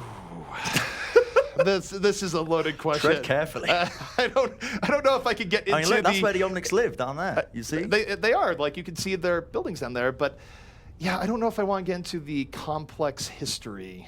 No, it's perfectly fine for broadcast. You know, I can relay this onto you. It's fine. But we'll leave it for now. Bazooka Puppies, they've got the dive compositions rolling. Bazooka Puppies looking like they actually want to stick with his traditional tank comps, but instead of an Ana, they've got Rubicon on the Zen, which is a little bit more, a little bit more high damage intensive, I suppose. With the Discord Orb, you don't have the heals to rely on with the Ana, which could be, a missing key piece when you're running the Ryan, when you're running the Zarya, because they require a lot of heals to get going. But let's see if they stick with it. No, they are actually going to be switching to Ana. So they do make the decision. They realize, we might need superior heals. Singularity, on the other hand, ZP, talk to me about their defensive composition here. Well, you take a look at the Singularity defense. It is going with more of the tried and true. They're not going with anything too crazy here. It is going to be a 2-tank setup with 2 flanking DPS. But a thing of note here is that it is a 2 flanking DPS. They're not running the 76 in the back. So Singularity is going to be looking more for counter engagements and catching Bazooka Puppies off guard by utilizing their increased ability to dive. They're not, say, protecting a 76 in the back like Bazooka Puppies were just a round to go. Well, here we have it. The countdown begins between these two teams. Singularity did manage to cap out all 3 checkpoints there and get 6 seconds on the clock to work with. Now Bazooka Puppies are answering back. They're on the attack and they're rolling it out. Ube is on the Hanzo, an absolute classic combination, and they have made the last-minute switch. Rubicon is back on the Zenyatta. The one nice thing here about them running the double flanker defense, though, is that the Hanzo gets a little bit less. You don't have an easy 76 target to throw arrows at. So Singularity has more options here than they would if they were running the 76, and now the dive comes in. They're going to take the fight right to the Hanzo. Ube, though, backing up, holding on to his power to use geometry, and their offense here is doing pretty well against this defensive dive. Attrition will be in their favor, as they do trade that out rather evenly. Big plays from Sharp here, more so than we've seen so far in this series. Bit of a mistake there by the side of Singularity. They tried to take the team fight into the back lines and tried to take it into close quarters against a tank composition. Never really advisable, because when you've got that massive Reinhardt hammer swinging in your face, you're going to be building up the Graviton, or the Earth Shatter, I should say, in a very quick and rapid fashion. And still, Ube is on the Hanzo, still trying to build up these compositions, and they try and recontest here. Smex moves into the back, but he's immediately demeched. The offense right now, again, this is a battle of attrition. They're getting the kills they need, and though Singularity is doing a good job of delaying this. Numbers are going to be against them, but hey, don't tell that to Fisher. Going into the back, the blade is out, but he just gets a taste of fire. A little bit of spiciness from Meza going to be taking him out, and yet Singularity is still somehow getting back in here to some extent. Finally, though, it looks like the stall has ended. It's petered out to a degree, and we see 5 minutes on the clock here now. Sharp just going for the Kobe post-bomb of the century. I feel like that was incredibly, well, not necessarily overly enthusiastic, but I mean, you could have potentially got a kill there, but still. Singularity now going to be trying to regroup, recuperate, and re-push now as we see Christopher. He's moved onto the Rhine, and Smex is now back onto the Zarya. We have hit the moment here where he could get a Dragon Strike into Graviton. Mete looking for it. Oh, gets the Graviton, does get some takers. 2 members in that Graviton, but no Dragon to be found. Ube was picked off right before, so they don't get the follow-through they're looking for here, and Singularity can still very much hold at this point. I'm going to be real with you for a second there. That was not a great trade for Bazooka Puppies into them trading 2 ultimates and not winning the subsequent team fight off the back of it. Bazooka Puppies, however, are trying to answer back with more and more ultimates. Singularity are just happy to roll into them, though. Smex, nano boosted up, high energy, ready to put in the work. Sharp, however, nobody is really dealing with him. In fact, he's built up another pulse bomb, but Fisher, with the swift strike, will pin him to the wall. All right, well, we are entering into another phase of the game here, Bren, where Smex does have a Graviton up and at the ready. He was batting 1 for 3 in the previous round, but high Now, hopes for him. I want to see the Smex story here. Smex? They don't really have anything to combo it with, though. That's No, they don't. the trouble, isn't it? But, well, they have Christopher. Christopher combos with his body. Yeah. He rolls in. That's what he does. Like, he's a beast. What? They ended up committing the graviton. What? And Mendez, that was perfect, man. Christopher goes for the charge, and he baits him into the earth shatter off the back of it. He's sent down, flying. Sharp is still in the back lines. He can get this kill onto Christopher. Hopefully with ease, the heals are there, but not quite enough to keep him alive. Christopher did answer back with his own earth shatter, and it has resulted in Bazooka Puppies falling. But is it enough here, ZP? Because, I mean, right now, who has the advantage? I mean, it's Singularity on the defense with the disadvantage when it comes to the spawn. They've got a long way to go. Any trades that are even in this Streets phase are going to be working out in Bazooka Puppy's favor. They will indeed, but for Singularity, they do have the Blade in reserve and not a lot that can deal with it. Mete, though, about to get the Graviton up. Of course, Gravitons have been sort of a tenuous topic here in this map, but now Mete can get some redemption. Holding on to the Graviton, but what if Fisher deflects it? What if this, am I cursing him right now? Is this gonna happen? Well, they get Christopher down early on. Mete still holding on to the Grav, as Bazooka Puppies is playing this a little bit slower, not being overly eager in how they use this. Oh, he sends it out. Only connects onto 2 targets. They're actually waiting, I think, for the Dragon Strike, and they're going to send it out, but it's too late. It does not connect onto the targets they were looking for. In fact, it's the Fisher show today, ladies and gentlemen. There's a 4K in the back lines. He doesn't care. Singularity are going to be happy with that one. Fishing season is open on the streets of Kings Row as Fisher able to get 4 there, and the trend of tortured Gravitons continues here, Bren. Yeah, where it's painful. It's a rough map to be a Zarya, let me tell you. The Total Steed has never seen worse days, but both teams getting into it, and Christopher, a little bit deep. I think he went for the charge, and then Meza just counter-charged him. It's like next-level Reinhardt games that are kicking off in front of him. Singularity, again, they went for the forward aggression, the forward hold there, to try and take the fight straight into Bazooka Puppies, but it's backed off. You know, it's backfired on them. They can't do anything here, ZP. The card is being pushed in. Smex is coming in. The Graviton is armed. They are horribly outgunned in terms of support ultimates. They've already lost Christopher. Do you commit the Graviton to this fight? Do you do this? Are you a bad enough dude? He does. The Graviton goes in, and this time is a better one. Gets 4 people in, but the support ultimates are there. They're able to mitigate it. So even when he does get that many, Bazooka Puppies had the answer ready. Yeah, it does feel like these Gravitons have been very lackluster as it stands. That wasn't actually bad by any means. He got 4 players. Poppy Fresh even committed the post bomb into it, but it was the sound barrier by Psycho Waffle that ended up saving them in that team fight and helping them in that last fight. Now the question is, can Singularity stop them here and now, claiming another map under their belts? Or will Bazooka Puppies manage to take the fight to them? Well, the last Graviton was fine. It burned down 2 support ultimates, so Smex can feel good about that. But speaking of Gravitons, Again, Mete. he has it. He has the Graviton. Let's see what he can do. Looking for his opportunity, moving in, biding his time. He sees he had a chance there, doesn't take it. Now goes back, gets slapped, and the defense will rock him before he can get the Graviton out. That's what happens when you take your time with the Graviton Surge. He was searching for the perfect moment, but not going to be working out for him in the end, and he will get brought down. Singularity get the defense going. They get a foothold around this corner. Not to mention, Christopher still has his own Earth Shatter that he's holding on to quite tightly, waiting for the right opportunity to use that one. Still, Bazooka Puppies have got a lot of combo potential. That Graviton Surge, it's the Mete show right now. You were bigging it up, you were hyping it up, CP, and here it comes, the Graviton into the back. It's a good one. Will the Big Bang be there? It is! Sure! A triple kill off the setup from Mete. Long awaited, but now the payoff is there, and Bazooka Puppies with a real chance of taking an edge now on Kings Row. And that will be maybe potentially that. Bazooka Puppies have a minute and a half. They're pushing it in significantly. Christopher still holding on to his own Earth Shatter. He's got to be staying alive. Ube into the back. Sleep Dart does not connect, but the sound barrier will negate it to a certain degree. And still, Christopher goes for the pin attempt onto the back lines, but Sharp brings him down before he can get the Earth Shatter off. Bazooka Puppies looking to get a dominant edge here, and they are. They're just so close. 0.16 away. Are they going to do it? It's Poppy Fresh, the last man alive, has to stand the payload. He's cut down. Bazooka Puppies, a 50-second time lead now, Bren, going into extra rounds. We're going into it, and the question is, right now, because, I mean, they got 50 seconds more than the side of Singularity. They've got 50 seconds more to work with. This is that Graviton we saw earlier, followed up with the Pulse Bomb. Really, that was all Mete, you know. That Graviton Surge was fantastic. They were not expecting him to come in from the side.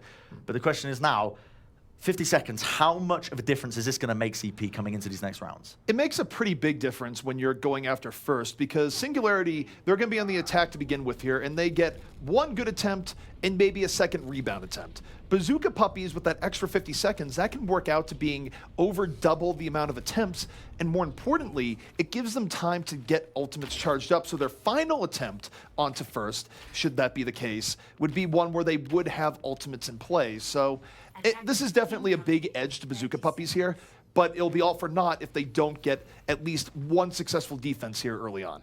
Singularity might try and experiment now as they are on the attack once again. Going to be seeing what they can do with this minute. A minute on the clock, that's all they get to try and push this cart as far as they possibly can. And it looks like they are going to be sticking with, again, traditional tank compositions. Christopher is on the Reinhardt, Smex on the Zarya. Question is, are they going to be getting these ultimates in time when they're playing against Bazooka Puppies? Only a minute as the doors open, and we shall soon see if they do have what it takes. And we do have Kellex, who's swapping off the Widow back to Lucio. It would have been weird if he was on at that time, but we have seen some weird setups with only one support.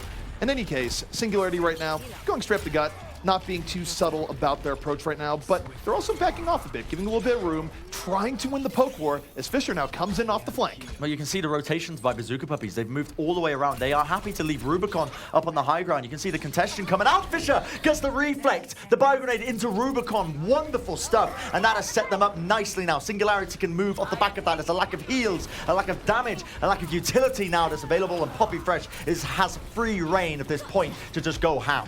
Sharp, though, bringing it back, gets 2 kills here for the Bazooka Puppies. Ube being a little bit of glue here. Singularity does have the spawn advantage, but Bazooka Puppies looking for a way in. Sharp in the motel right now, moving in and around, gets Mr. Beck. This has been a big party now for Sharp, and it might get bigger as he's still moving in and around. Sharp has played extraordinarily well. The overtime ticking down. Singularity looking for the opportunities. Poppy Fresh happy to just play around the hotel for the time being, but as the time continues, it's going to be harder and harder. The Earth Shatter comes down. The kills are flowing. Bazooka Puppies are finding so much damage off the back of this, and they're actually resorting now to using the Nano Boost here onto Poppy Fresh. He needs to try and contest it out. He recalls away. It's one man against the wall to try and stall this one out for the rest of his team, but it's not going to be good enough. They get 34.9% on that first objective. You know, I just need to call out Tracer on lying there. She gets Nano Boost and says, "No one can stop me now." How about an uppercut to the face and a punch to the jaw?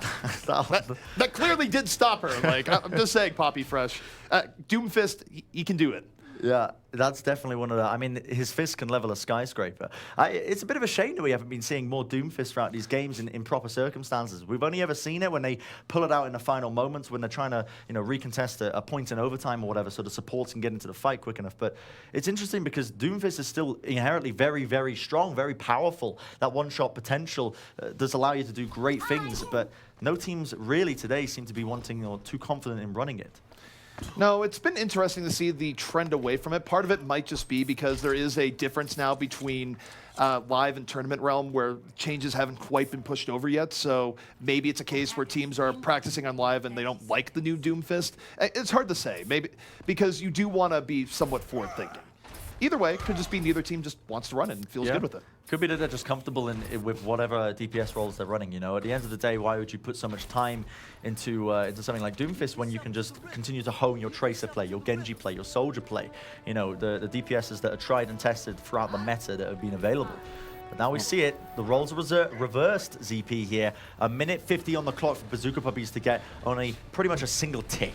It's worth noting here that there won't be a draw. Singularity, because they got that tick, means that if they are able to have a ridiculous defense, they would win this map outright. So Bazooka Puppies now looking for the way in, and Ube, all it takes is one arrow to break this thing wide open. And with Meza going down, Ube is going to get pushed back a little bit. Fisher coming in pretty strong here for the defense. Yeah, good aggression by Singularity, I think, as well. The usage, the decision to rotate around the fountain, or the statue, I should say, and take the fight straight to them was a big one. But as it stands, Christopher going to be eating this damage. The danger it really is here is the fact that when this Dragon Strike Graviton Surge combo comes up from Ube and Mete, when they get their ultimates online, it's almost always going to be a one fight. The question is, are they going to be able to build it up in a minute? Well, right now, you do see Sharp rotating to the back, applying pressure to the Anon. Oh, shut down! Smex not having any of it there. And now this is dangerous for the Bazooka Puppies. They're down to their final minute. Their time advantage has been used for basically nothing here so far. And Singularity is perhaps one big team fight away from taking this one and being up 2-0 in the series. But here come the Puppies, Bren. They have one good attack left. They do indeed. 35 seconds remaining roughly. They're going to be using the nano boost. Christopher wants to go absolutely ham into the faces of them. He's going to be swinging his hammer around. Smex is super low. Will get brought down by Sharp, but ultimately it's equaled out. It's evened out. Ube still not even close to his own Dragon Strike. Hopefully should be getting it in this next engagement, but now we see Fisher. The Dragon Blade is sent out. He brings down Rubicon before he can get the Transcendence off. This could be big. Christopher sends out the Earth Shatter, and it actually connects onto 2. Ube right now, he's been fishing. He's been trying to be a geometry master, but right now he's been failing. Finally, gonna throw out the Dragon Strike, but it's been a rough go for Ube here so far. Still, respawn advantage in for the Bazooka Puppies. They're not out of it here yet. It's coming down to this, but Ube is down. Now, I mean, and again, Rubicon falling in that last fight means that they only now just get to use the Transcendence, and this is when it's time to use the ultimates. They're flying out the Graviton. Christopher has the Nano Boost to work with, gets pinned against the wall, but will it be enough? Mete tries his hardest to work it into the point, but it's gonna look like it will be 3-all on the points, and Singularity gonna be winning out map number 2. Whew. I mean, what a series between these two teams. Incredibly close. Bazooka Puppies, I think, can we argue over Sharp's performance there? He was playing very well. Sharp was definitely playing well, especially on the first defense there, where he had a much better showing on Kings Row than he did a map prior. Yeah. Unfortunately, it still wasn't enough for Bazooka Puppies, where, frankly, they weren't able to get things done getting into that first attack because you have a minute 50 to get one tick on Kings Row, well, a little bit more the way it was set up, and you're not able to do it. That's a time you should be able to convert on, and it's a testament to Singularity's defense, but also probably testament to Bazooka Puppies need to switch things up a little bit earlier the way that attack was going. I think my problem with it was that they were basically counting on this Dragon Strike, Graviton Surge combo from Ube, and they just weren't building the ultimates quick enough at all. That's the simple answer to it. Their game plan was to win a ultimate team fight using this Graviton Surge, this big, massive ultimate. But Singularity, they were playing the tempo game. Nano Boost used on Christopher time and time again, throwing out the damage, and Bazooka Puppies, they just couldn't keep up to it. All right, well, that is game 2 in the books. To break down how to land your Gravitons, we're throwing it to the desk. I don't know if we can teach you anything about that, but we can explain why we're angry. Let's start here with Reinforce, the angry giant. You just said throw to me as soon as you can. What do you want to vent on? So I have to save some face, okay? Oh, I I have been one of Mangashu's hardest critics because of the way he flexes to all the possible heroes. It just brings out whatever it feels like. And so as a responsibility as an analyst, I have to be fair. I have to be just to all players. And so Ube, just because you can pick Hanzo, that doesn't mean you should pick Hanzo. If you can't build a Dragon Strike in 2 minutes, I don't think you're the man for the job.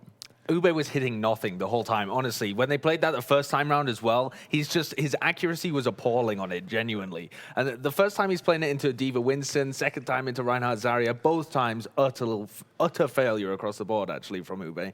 But the person that I'm more frustrated with there is Meta, and just the entire concept of that play is he needs the Graviton up. And throughout the 1 minute 50 seconds, they were playing so slowly, they didn't even take a fight. How is he supposed to build Graviton if they're not taking a fight? He's not doing any damage. It was so frustrating to watch. Got to do some damage, got to get a charge going. Meanwhile, Gillfrost has just been staring at you guys, not the game, gloating because he's the only one who picked this one to go the right way. I need to bring popcorn, you know, just to sit here and watch because it's fun. You Fresh know? popcorn. It's like Fresh every 2 popcorn. weeks, he Poppy, crushes these guys.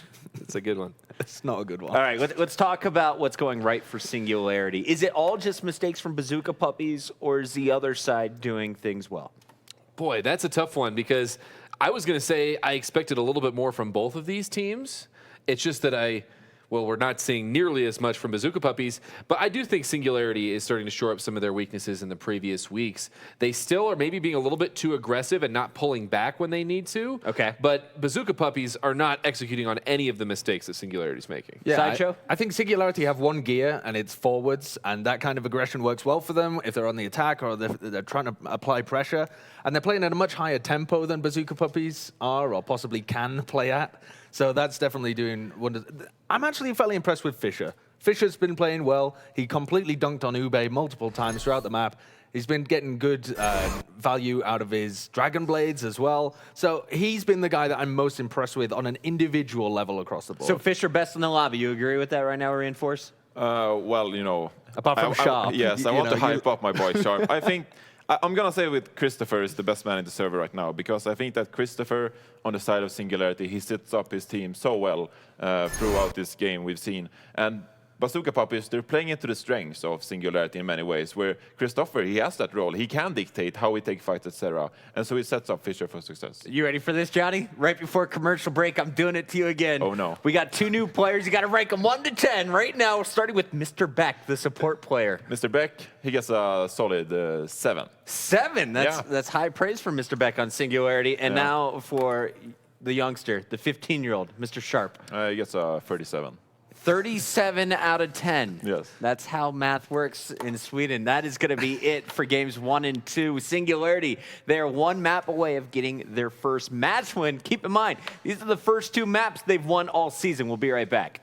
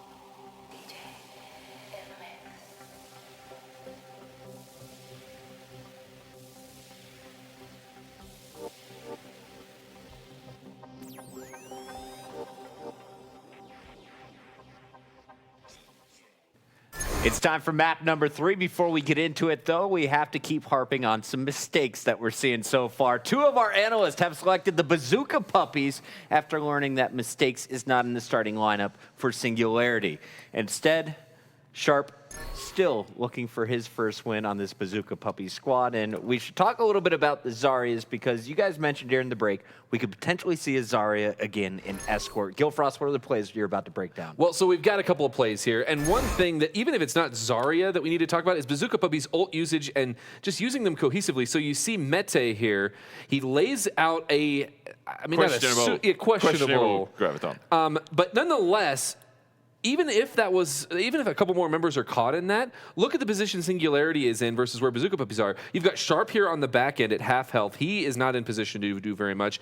Ube is about to round the corner there, but no one is really in position. Not only that, but Kellex has just gotten sound barrier. We'll go ahead and roll the clip from here, and they're just able to get nothing from this ult. Well, you got to make sure that Ube has the Dragon Strike in the first place, right? Because he had 96% on his Dragon Strike going into the Graviton. And when you're playing with a Tracer and Hanzo, you need to get this. You need to get some kind of value out of these ults for the Gravitons. And we're going to see another play here, and this is an example of where Bazooka Puppies, they thought ahead a lot more. Now you've got Ube on the side, you've got a combo actually built up, and we'll go and roll from here, because this is an example of how if you just position just a little bit better, you can make big plays. And in that one, they knew they had the combo. The Pulse Bomb helps. Yeah, that did not hurt. Sure. But that's the thing is, in this one, they didn't have the Dragon Strike prepared. They could have done that on the first one, but they faltered. It was a matter of seconds. The first one was catastrophic, and it happened like 5 times, but we only brought up the replay of one of them, you're where welcome. they had Gravitons and they were just like throwing them out, and nobody else is even remotely in position. It's like Meta's in his own world trying to find the money Graviton, and then the rest of it, he doesn't even communicate to the rest of his team, like, get in position, get ready for this. So question, you kind of touched on Meta's mistakes throughout that game over and over again. What about Smex on the other side? Are his Gravitons on point? Yeah, they were much better. And I don't think as well, like, Meta is sometimes getting good Gravitons as well, but the follow-up is just not there. There's like some massive communication gap between them. Whereas with Singularity, I feel like it's the tanks leading the team, being the more vocal players, and so it's almost impossible for you to screw up the communication. Do you think it could be an issue, as I looked at on my piece of paper, that shows 6 different country flags? Do you think just having such a diverse team could be part of that issue? Or? I don't think so. These guys have played together for a long time. They were a core of a roster called LDLC back in, what was that, late 2016, November or something? These guys have played together for ages. They should have good teamwork. They don't. Well, it does beg the question, because they looked better last week, and then you at least had Nesh and Mete, both from Germany. So maybe you have a point, Puckett. German Pulse Bomb, it's missing today. The Swedish one, it got 3, but that's about all when it comes to highlights. You guys picked Bazooka Puppies. Are you just giving up at this point after watching the first 2 games? Do you want to jump ship to the Singularity team? Please. Or do you think there is a chance Bazooka Puppies can come back? There's no way they're coming back. from No this. way they're coming back, No. Sideshow. Bazooka Puppies can play much better than this. They actually can play better than Singularity are currently playing, but they're not at the moment. Well, we're having a lot of fun pointing out mistakes, but we should really remind everybody what's at stake right now. Both of these teams coming into the match are 0-3. They're at the bottom of the EU ladder, and if they don't get a win here today, you have to assume their playoff chances, well, they're about over. We'll find out. Can Bazooka Puppies rally? Currently, they're down 0-2 to Singularity. Whew, it's getting warm in here. That was a lot of heat coming from Sideshow on the desk, and well-deserved heat, no less. But now, Bren, if Bazooka Puppies wants to have a little bit of redemption, they're going to have to win out here as we start on Hanamura. No faith in Bazooka Puppies from the analyst desk at all. Just every single one of them was like, nah, Bazooka Puppies, they're done, they're gone. That's my impression of everyone on the analyst desk. I think it's pretty accurate. But like Bazooka Puppies, they can play well. We've seen them play well as a team. We've seen them compete in Singularity. They're not honestly playing that hot, to be honest. They're playing well as a team, as a cohesive unit, but not really on a particularly high level. This could be a competitive match between these 2 teams as we head into Hanamura. Very well could be. And this is usually where if Bazooka Puppies picks up a map, they tend to do it on Hanamura. It is a map that they are comfortable on. It has sort of been the one higher spot for them, I would say, over the course of Season 1. So the fact that they lost map number 2 and now they're bringing us here to Hanamura shouldn't really strike anyone as a surprise. But this is just step 1. They would still have to win map number 4 and a tiebreaker if they want to bring this one back. But, Bren, it does all start here. It does indeed. And Hanamura, they need to turn it around here and now. You know, we've seen some good things out of Bazooka Puppies. We've seen some good things about Singularity. Will they be able to spin this one out? Now, Hanamura as a map. Are you a fan of this type of architecture? It is very rustic. They tried to go for a thing here where they went for the old and the new at the same time, but I'm down for like the Edo era Japanese architecture. It's working. Are you a fan of Japanese memorabilia? I don't know why I said memorabilia. I guess just architecture, memorabilia. Are you a fan of the Japanese as a country, as a whole? Bren, I just identify as Vohayo. that is my spirit animal in Twitch. So everything you're asking right now, yes.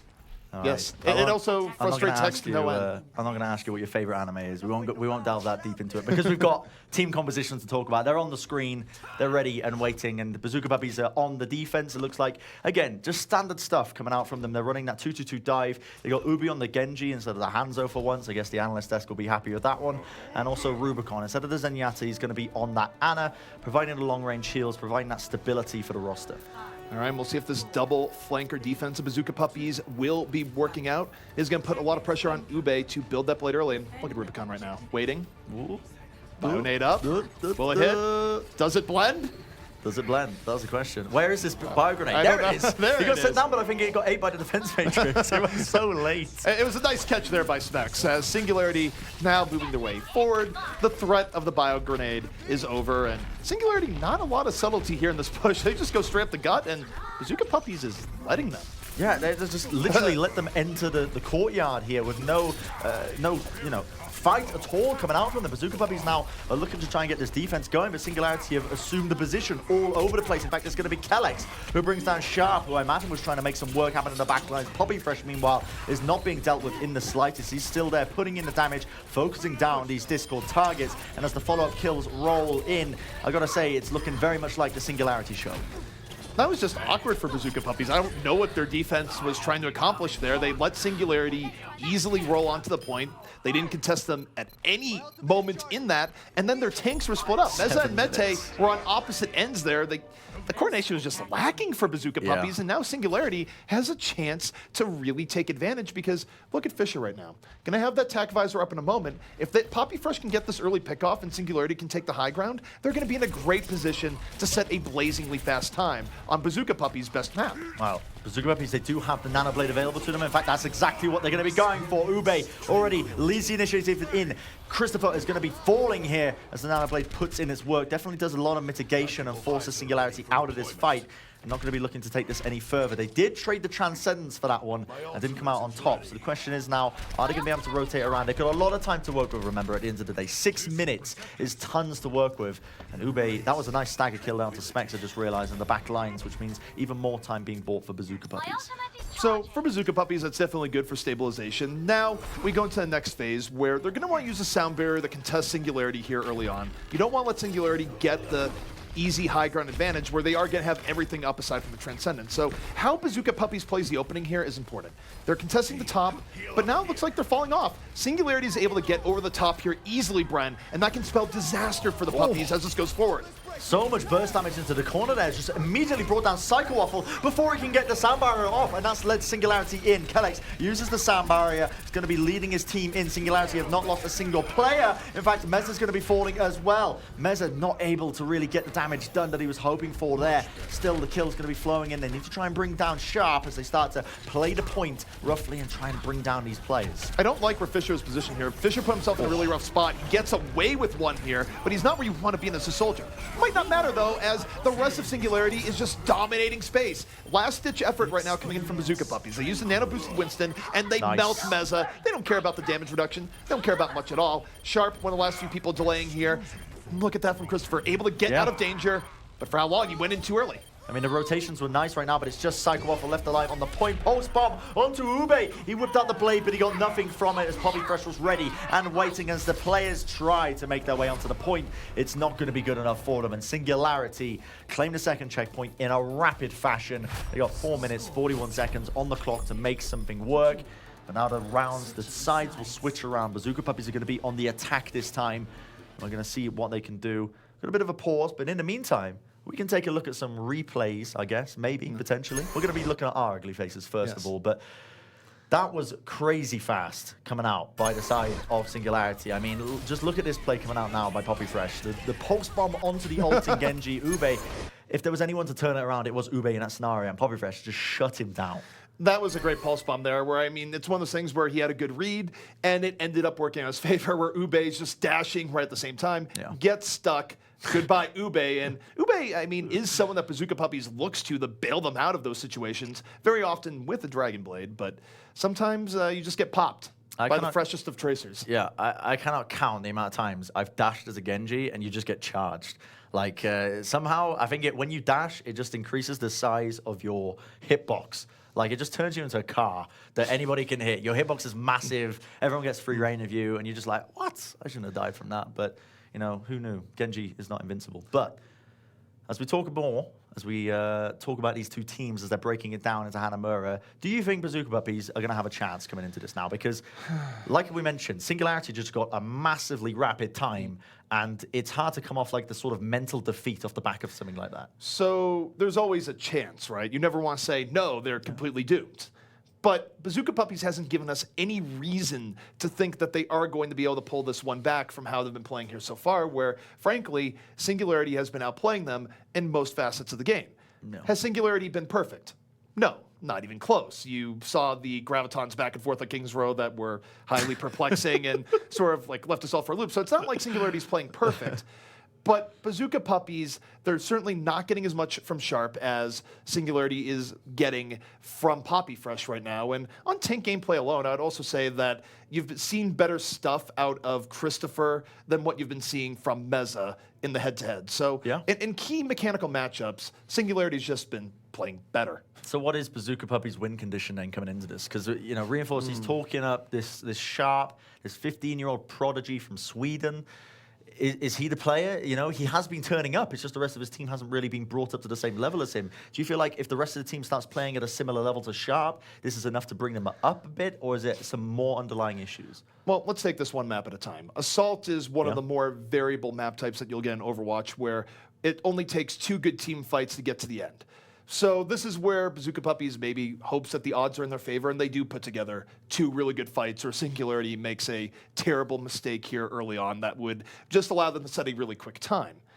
I think the problem for Bazooka Puppies, though, is that they have to do that twice, because Singularity has already completed the map, and even if Bazooka Puppies does set a really good time here, they're going to have to do it again. Both teams are very much in it, no matter what, in that scenario. So, in a sense, you're asking for lightning to strike not once, but twice for the Bazooka Puppies going into this next round. So I don't think the odds are great. No hopes for Bazooka Puppies at all. I feel like I just need to be devil's advocate to just play for Bazooka Puppies, because the analyst desk isn't on their side. You're not on their side. I don't even think they're on their own side, the way they've been playing. But, I mean, at the end of the day, someone's got to cheer for them, you know, the Bazooka Puppies. They got a cute logo. They got that going for them. You're the one dog person surrounded by cat people, Bren. I understand. It's a tough place to go. We've all been infected by the cat virus, where they mind control us. We should be heading into the game relatively soon, as the unpause has happened, and we're just getting the team set up and ready to go. But Hanamura, second stage, Bazooka Puppies, you know, we've been talking, we've been saying, you know, they got a hill to climb. I think at this point now the hill is a mountain, because not only if they've got to win consecutive team fights and get a good time, they've got to do it again. As you mentioned, you know, they got to do it over and over again until they best Singularity. Well, you know that mountain we were climbing the other day. Take the mountains that we saw in the distance, the really big ones, the 14ers. Yep. Just multiply that by 3, and that's kind of why I feel like Bazooka Puppies Everest is looking down right now. Saying. They got Everest to climb. Is that what you're saying? Super Everest. Super Everest. Not just normal Everest, Super Everest. Where does that exist? In what plane of existence does Super Everest? I mean, you might find on another planet. I hear Mars has got pretty big volcanoes and whatnot. Pretty good mountain ranges. I mean, if you include the space trip to Mars, it's probably about the odds Bazooka Puppies have, unless they're able to radically change their gameplay, which is possible. We've seen teams get a burst later on in the series, but we haven't seen it here just yet. It's kind of strange, isn't it? Because teams often, as soon as they realize, you know, if Singularity take this map, what we saw at Bazooka Puppies last time is they showed signs of life. They completely turned it around on Gibraltar in a previous map and showed what they were really capable of. So we know this Bazooka Puppies team, they've got the skill there, they've got the players there to really perform. It's just we're not quite seeing it. But now, as the countdown begins, Singularity on the defense, and finally, ZP, finally we're seeing some Doomfist. Fisher right now will be fishing for those rocket punches, and Bazooka Puppies, you better check your corner. Okay. Well, That's Lucio with the first pickoff onto Zen. That's hilarious. He was assisted, of course, but... Yeah.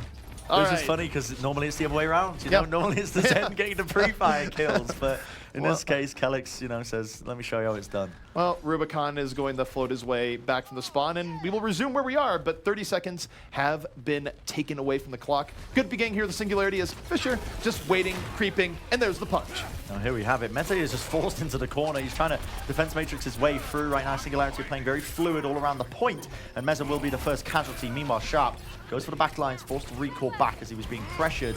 They are going to be trading as it is quite evenly. Rubicon, however, again falling. Remember, any kills, any trades right now for Bazooka Puppy is going to be working in their favor as they have the faster respawns. Going to be getting back into the fight a lot quicker than Singularity is. So Singularity, they're going to have to give up some room here, right? This is where you see them backing out. They know they can't take the straight-up fight. So what they're going to be doing here, they're going to be sacrificing a tick, maybe even 2 ticks. Yeah. But when they come back in, they will have a 6 versus 6 fight. They're just not going to be taking it with great positioning. So the team's almost reversed on attack and defense, but now Fisher is in, the uppercut is over, and Sharp says goodbye. Both supports down. That should just end this defense whatsoever completely by Singularity. When you're missing your support, it just makes it like about 10 times harder to win the follow-up team fight. Sharp has completely opened up the map here for them. All they need to do is focus down the follow-up players. And there you have it, ladies and gentlemen. That's going to be the first checkpoint. Bazooka Puppies, straight off the back, delivered fresh by Sharp. So we're saying Bazooka Puppies needed to take a spaceship to Mars. Well, maybe they were in contact with Elon Musk during the must have break, been. because this is a very, very good opportunity that they have coming up for them here. We'll see if they make the most of it. Yes, exactly.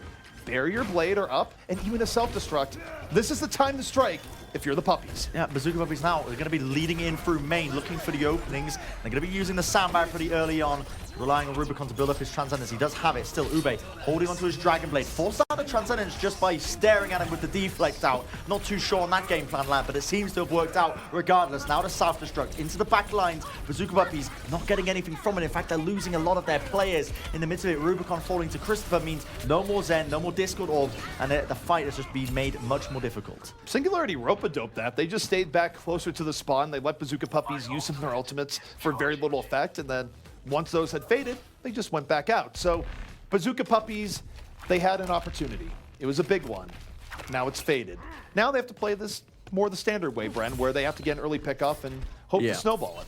When you don't have the support ults to work with, when you've just literally used them in the previous fight, it's going to be really tough to try and take this follow-up fight. But you can see already they're trying to take the positioning here in this upper right area, whether or not it works out, because Fisher is waiting patiently around the corner with the Doomfist. He's got a rocket punch ready and waiting, just ready to clobber some poor fool who just steps up into his space. But now, Bazooka Puppies, they've gained territory now. They've gained space, and this is an opening they're looking for now, ZP. It's a bit surprising. Singularity could have held the high ground a little bit more, but look at that. The Meteor Strike connects. Both supports are gone.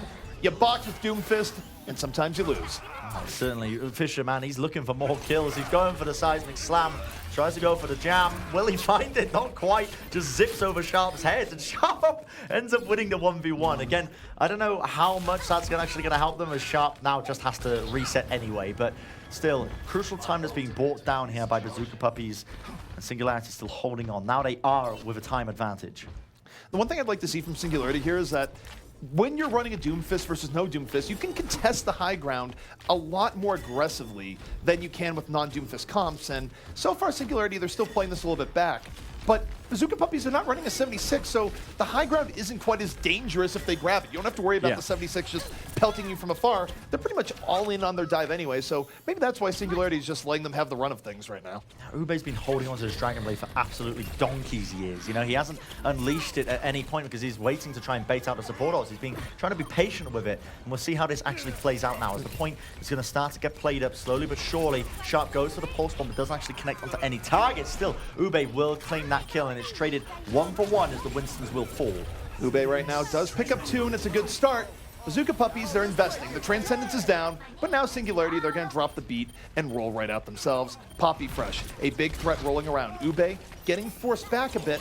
And I got to say right now, Bren, as we watch Singularity just grit this out and have another successful defense, do you think that Bazooka Puppies is getting hurt by not running a 76 McCree or something that can do the long-range damage? Because it just feels like Singularity is rope-a-doping them every time. You've hit the nail on the head because immediately Ube has made the switch. You know, as soon as the Dragon Blade didn't work out, he's now on a Soldier 76, and you're absolutely right. When you don't have that sort of pressure on the back lines, you know, most teams when they're running this assault, they'd like to keep the Soldier 76 on the high ground. You know, just roughly around this area where they have to force a player out of the fight. Normally the D.Va player, sometimes a Genji player, and they just didn't have it. Now, with Ube switching over, we'll see if this does actually make a difference, but Singularity are just keen and ready to stall this one out for as long as they possibly can. Christopher using the Primal Rage to just force them out of the fight.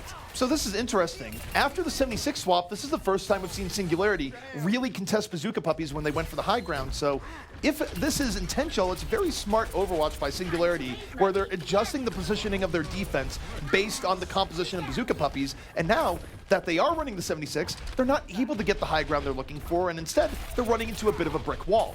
He has the self-destruct available to him, but as to decide a Singularity, and Fisher, with the right click, the rocket punch will bring an end to Ube, and that should absolutely stop this push attempt by Bazooka Puppies, and time is running out, ZP. Crucial time.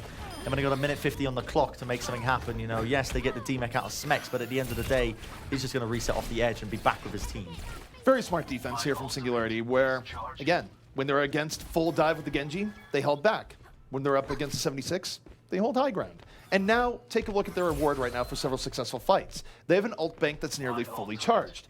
Bazooka Puppies have been saving as well, but now just matching power for power, Bren. It's not an advantage, but they have swapped up their method of attack.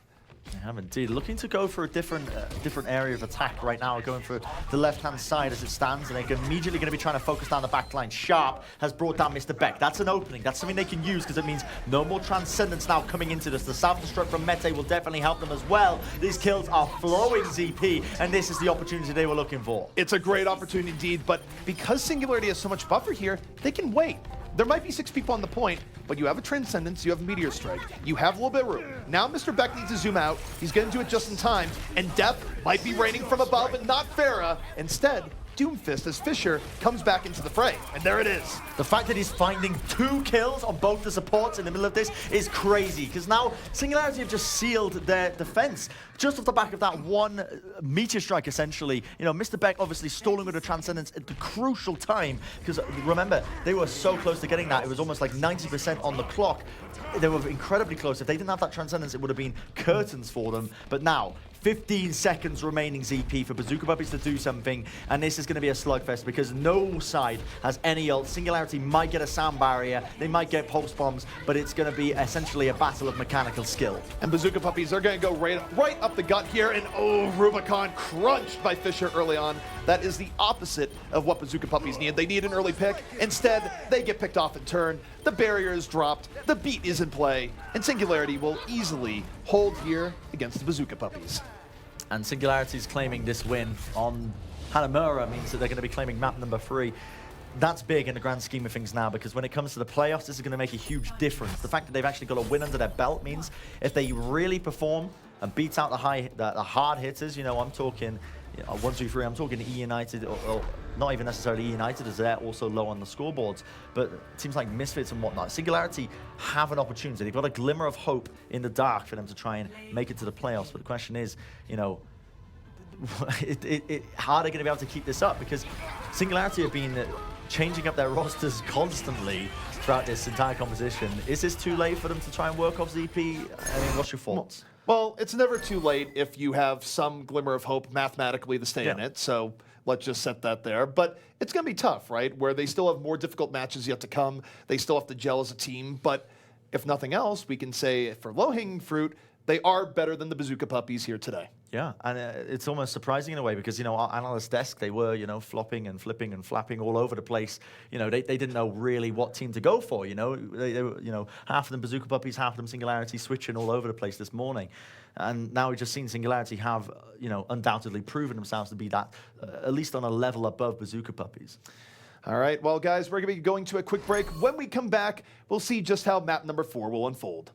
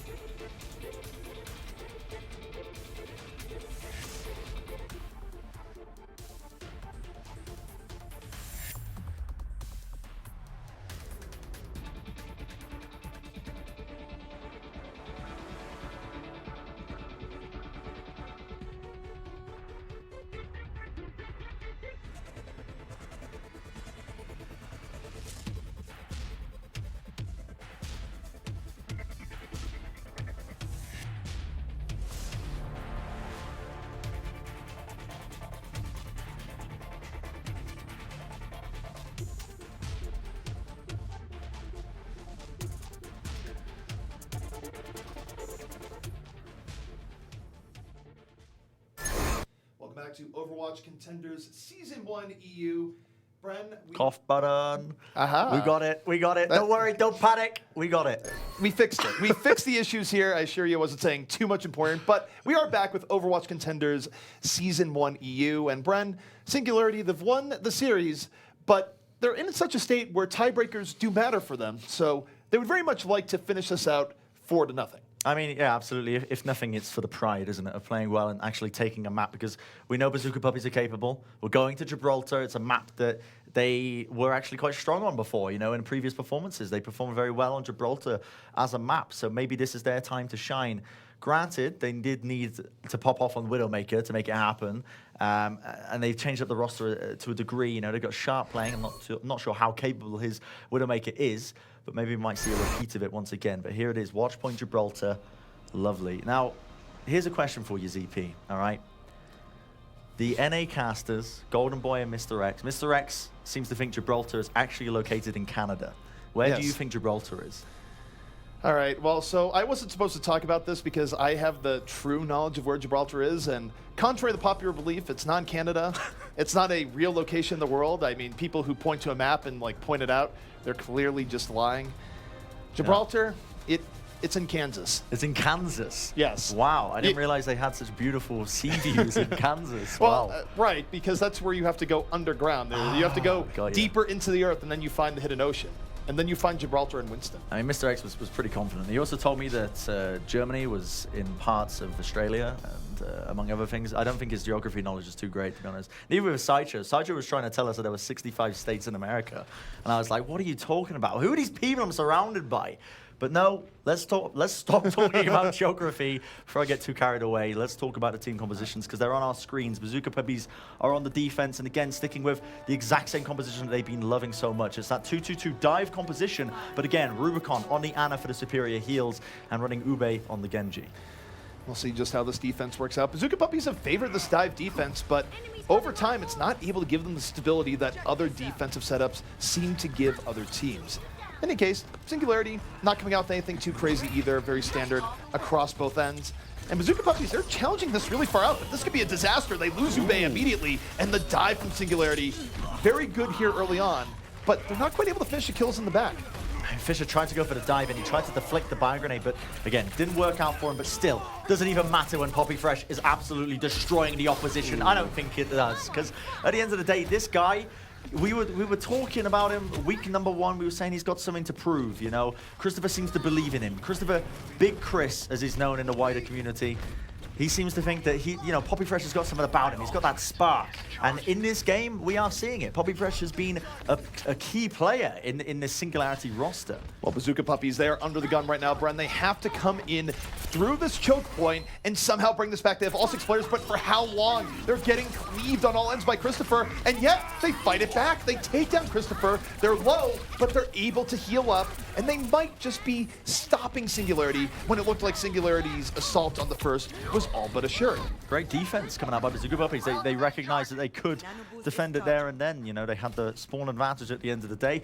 And as a result, they built up a huge amount of ultimates. In fact, almost 6 online already with 2.5 minutes. This is very good for them, because now Singularity have to think very carefully, you know, how do we approach this next team fight? How do we approach it in terms of baiting out Bazooka Puppies' ult? Well, I think Singularity got too greedy. They sort of overestimated their situation there, and yes, they had good cleave damage, but they lost people too early. Now, Bazooka Puppies, they have plenty of tools, as you've noted. Ooh. And Sharp, under pressure. Don't want to lose your Tracer early on, as Poppy Fresh is in hot pursuit, but now Bazooka Puppies have had enough.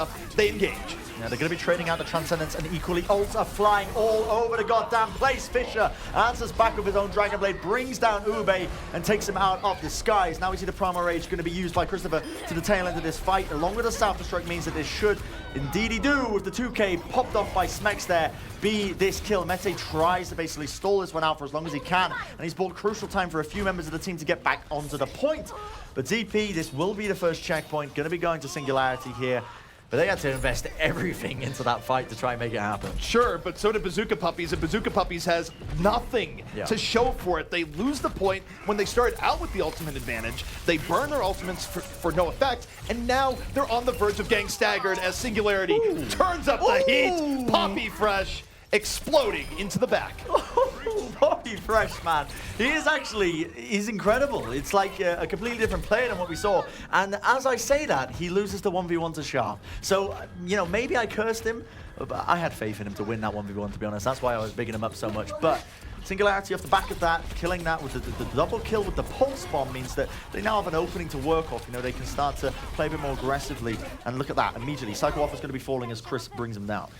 Singularity able to deal with the Bazooka Puppies dive, and T-Mech it as wasn't well. a coordinated dive at least. Bazooka Puppies, half of them were behind the ship when they went in, and even though they've gotten a few kills here, this is tough. This is where Singularity can come back in on respawns and really put together a convincing push for second, and just disaster all around for Bazooka Puppies. They don't engage it well, they don't retreat well, and Singularity is more than willing to accept their bountiful gifts. Fisher is quite literally on fire. The man has got a flaming portrait, and Bazooka Puppies, they have an opportunity to try and recontest this. They're looking like they're getting into positioning for it, but it might be too late. Still, 0.45 meters left, and now the Dragon Blades are going to be committed. Uber and Fisher are going to be using them, but the only person who's getting anything out of it is going to be Fisher. He had the sound barrier to back him up off the back of it. Now Mete is caught between a rock and a hard place, quite literally with his back to the wall. Will get demexed and desuited, and down and out he is. It will be the capture point going now to the side of Singularity, and they're rolling this forward. They might even be able to get Sharp as he's just exit out of the forward spawn.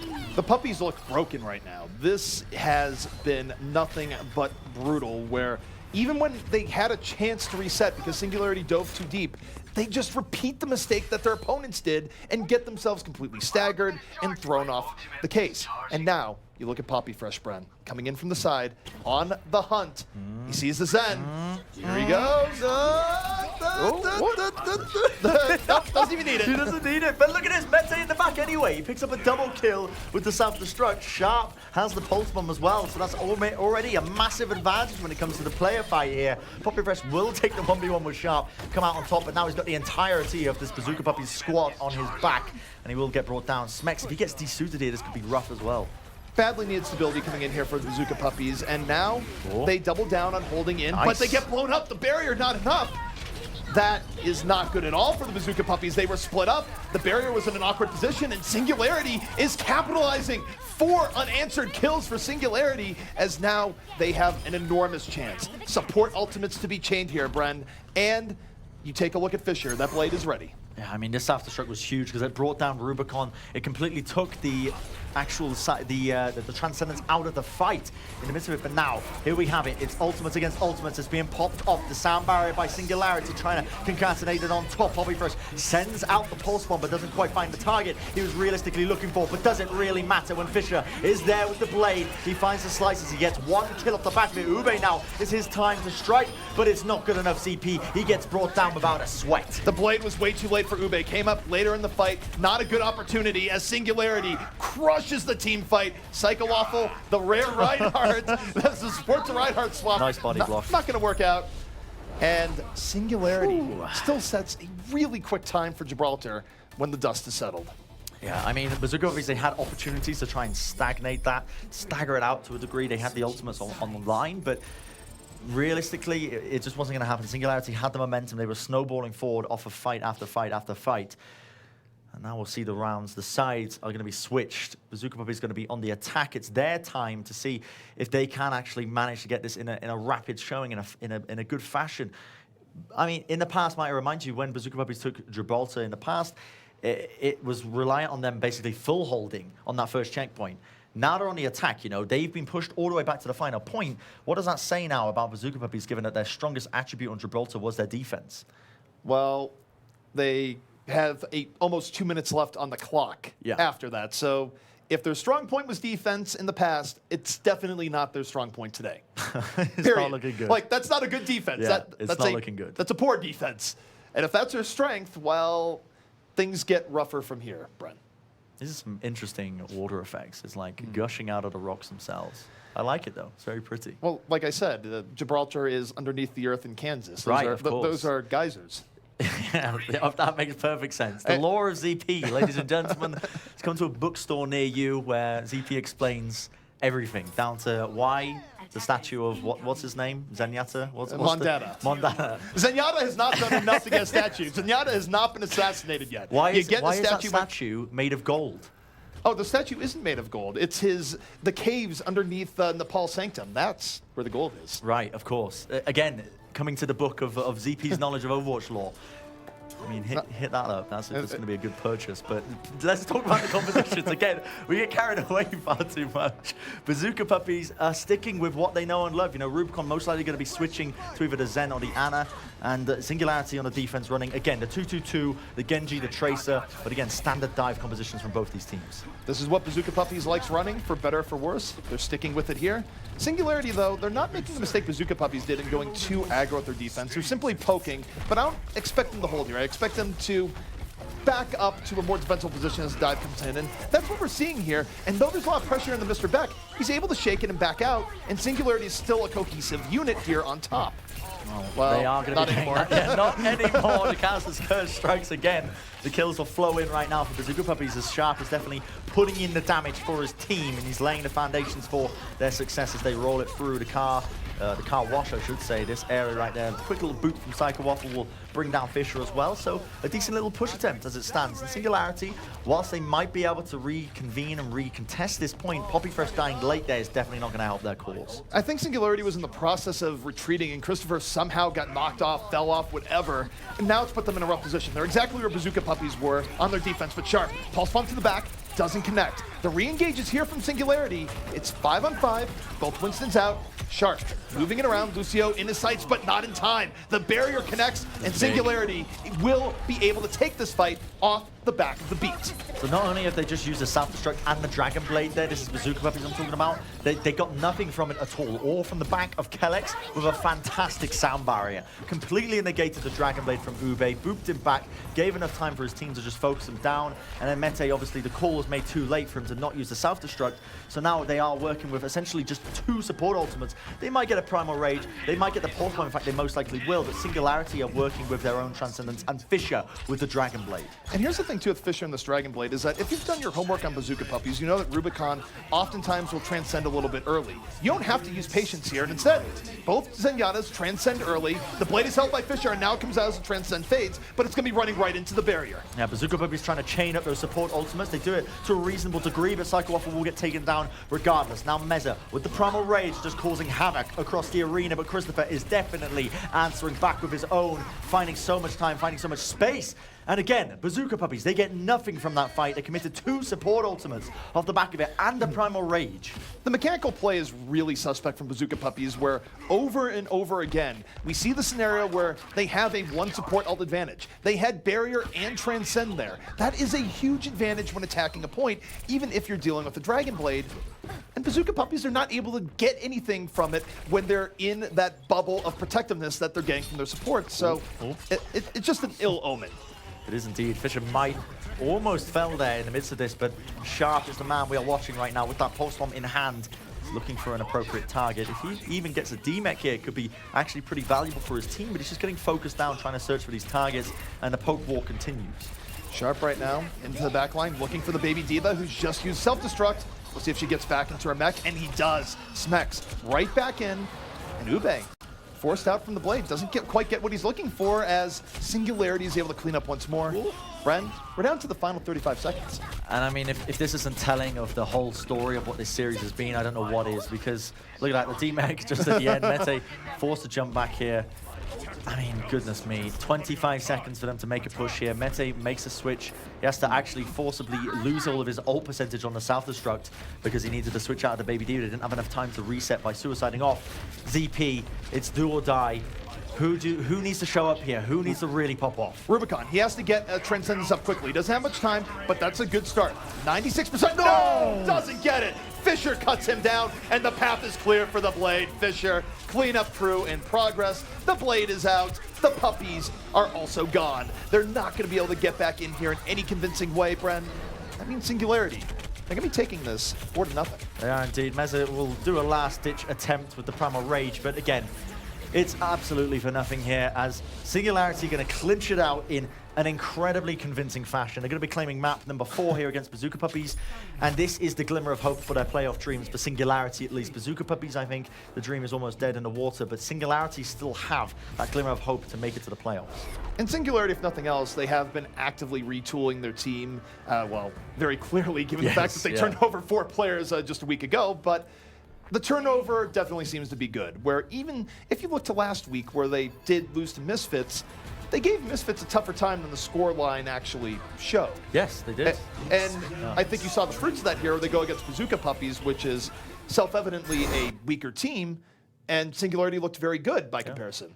I mean, if you take away King's Row. If you remove the Gravitons out of the equation, they were looking good. But I mean, all I'm saying is this Singularity roster, it's impressed me. You know, they're switching out these players every week, but they still look, you know, reasonably within the same strength that they have done in the past. You know, with the exception of the first few weeks when it was a completely different roster. But now we see the Singularity. It's renewed my interest in this team because they do have a slight, you know, glimpse of hope to make it to these playoffs now. All right, guys. Well, to talk to us about Singularity, perhaps getting back into the game, we're throwing it to the desk. All right, Bazooka Puppies. That's not the way you want your match to go, but Singularity's showing some life here. We should go ahead and start this off by congratulating Gill. You were 2 for 2 today. Sideshow, this has been your worst day at the desk since day 1. It was appalling. Anything you want to say to all of your fans out there? I don't have any fans out there, so that's perfectly fine. Whoa, self-roast. Well, you certainly don't have any fans in here. All right. And Reinforce is going to finish the day 1-on-1. So let's talk a little bit about Bazooka Puppies. First off, what was the original reasoning? Why did you choose BP coming into this match? Well, I thought they were going to be a bit more aggressive. I thought they were going to go deep with Uba on the Genji and Sharp on the Tracer. And I thought that the Singularities were going to play way more passive than they did, and thus make Bazooka Puppies have the opportunity to engage and take the initiative the way they wanted to. But both teams ended up playing very passively. And when you play passive versus Christopher and Smex, then Singularity is usually going to come out on top. So is the tanks that were the difference for you? Yeah, in my opinion, yeah, the tanks were the difference in the end. Sideshow, where did they let you down? By far the tanks. I was so disappointed actually with Meta and Mez's play throughout this series because they looked so underwhelming compared to even Christopher and Smex, who have only been with this roster for a small amount of time, and yet we're outplaying them in so many different situations. On Hanamura, we saw when they were trying to take their top ground, Meza and Mete were just... It was like they knew that they were supposed to stand up top to try and deny some position, but then were just kind of stood there and like waiting for them to come in and rolling out the red carpet, like, please come in up top. When you look at the other way, when Chris and Smex are holding it, very aggressive, poking into them, getting right up in their faces. Bazooka Puppies are forced to use cooldowns, forced to kind of back off and reset, occasionally give up picks. Yeah, but to be fair, difference. though, Singularity ran a Doomfist for a while there, so it's much harder to take that top position. And Singularity, because they are running a Doomfist, are forced to be that aggressive. So. All right, Gill, I know we're going to look at some footage here. What are we breaking down? So, yeah, talking about some of these problems that we're seeing, there were even a few fights, this one included, where Bazooka Puppies actually had fairly decent support ultimate usage, which was not the case the entire match. And what we're going to see here is basically Mr. Beck and Rubicon both popping Transcendence at the same time here. And if we'll roll the clip forward, basically, we'll see the Dragon Blade come out of Fisher, immediately responded by Psycho Waffle. This is your window to go in and actually get something done if you're Bazooka Puppies. You have the ultimate advantage. You've used them properly, but the fight devolves into this just chaotic mess. And at this point, also, this is one of the final fights of the entire series. Even if this fight maybe happens at the beginning of this series, maybe Bazooka Puppies can pull it back. But at that point, they were just so far out of it, they weren't able to do anything. They were out of it going in. They are now 0-4 on the way out of that game. John, I want to ask you, Overwatch League is around the corner here. Out of the players we saw today from the Bazooka Puppies, do any of them have the caliber to play at the Overwatch League? Yeah, well, going into the season, I thought that Ube was one of the players to watch throughout the season, but he hasn't looked on par with his Genji play, and with that, you really can't get your way into Overwatch League. It's tight for all the players involved, so no. Sideshow, switching it over to you. Singularity gets their first win today. This is only their second week with the roster, and last week they had to play the toughest team in their region, Misfits. How good is this squad?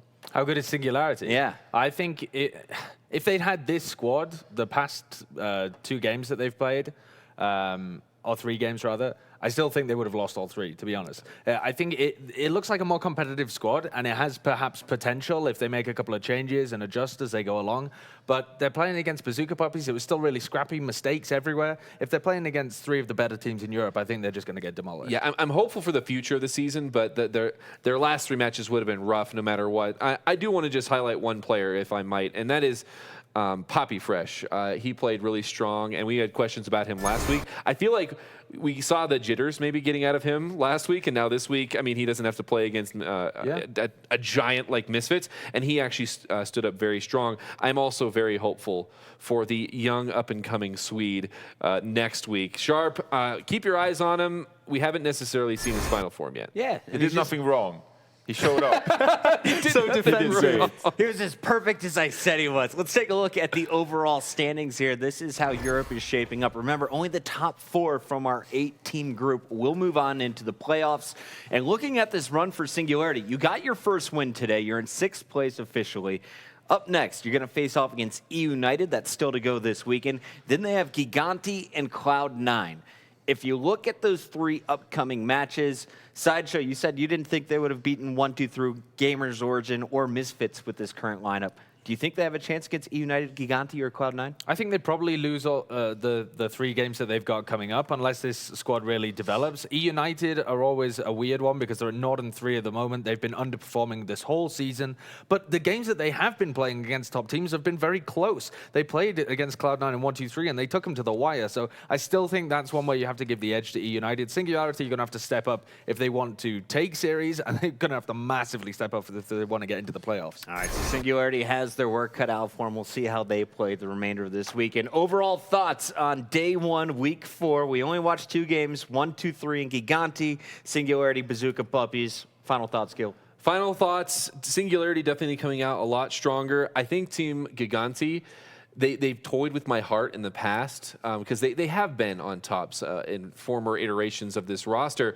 I think they've got a recipe coming into the playoffs that I think they're going to turn some heads. Sideshow? Yeah, Gigantti have impressed me as well. I think they look like the second best team in Europe, perhaps. They're going to be on pretty much the same level as 1-2-3. If 1-2-3 have Bokken in there as well. Coming in the playoffs, it's going to be fantastic to see how these teams are in a potential third match. Yeah, I don't really agree. If Bokken plays in 1-2-3, I think 1-2-3 is looking like the better team of the 2. And I think they just played really well around them. But it was a good matchup today nonetheless, so we got some good Overwatch. All right, some good matches from Europe. We should remind you tomorrow as well as Sunday, we are going to be watching not only EU, but also North America. And here's a look at the current standings coming in to tomorrow's matchup. It's going to be Envy and Envision at the top with FaZe Clan and Kangarna right behind them. Rogue had a rough start. They're currently at 2-2, and F Energy FE just started to generate some positive momentum last week. We'll see how far they can climb in the rankings as North America will feature 4 matches this week.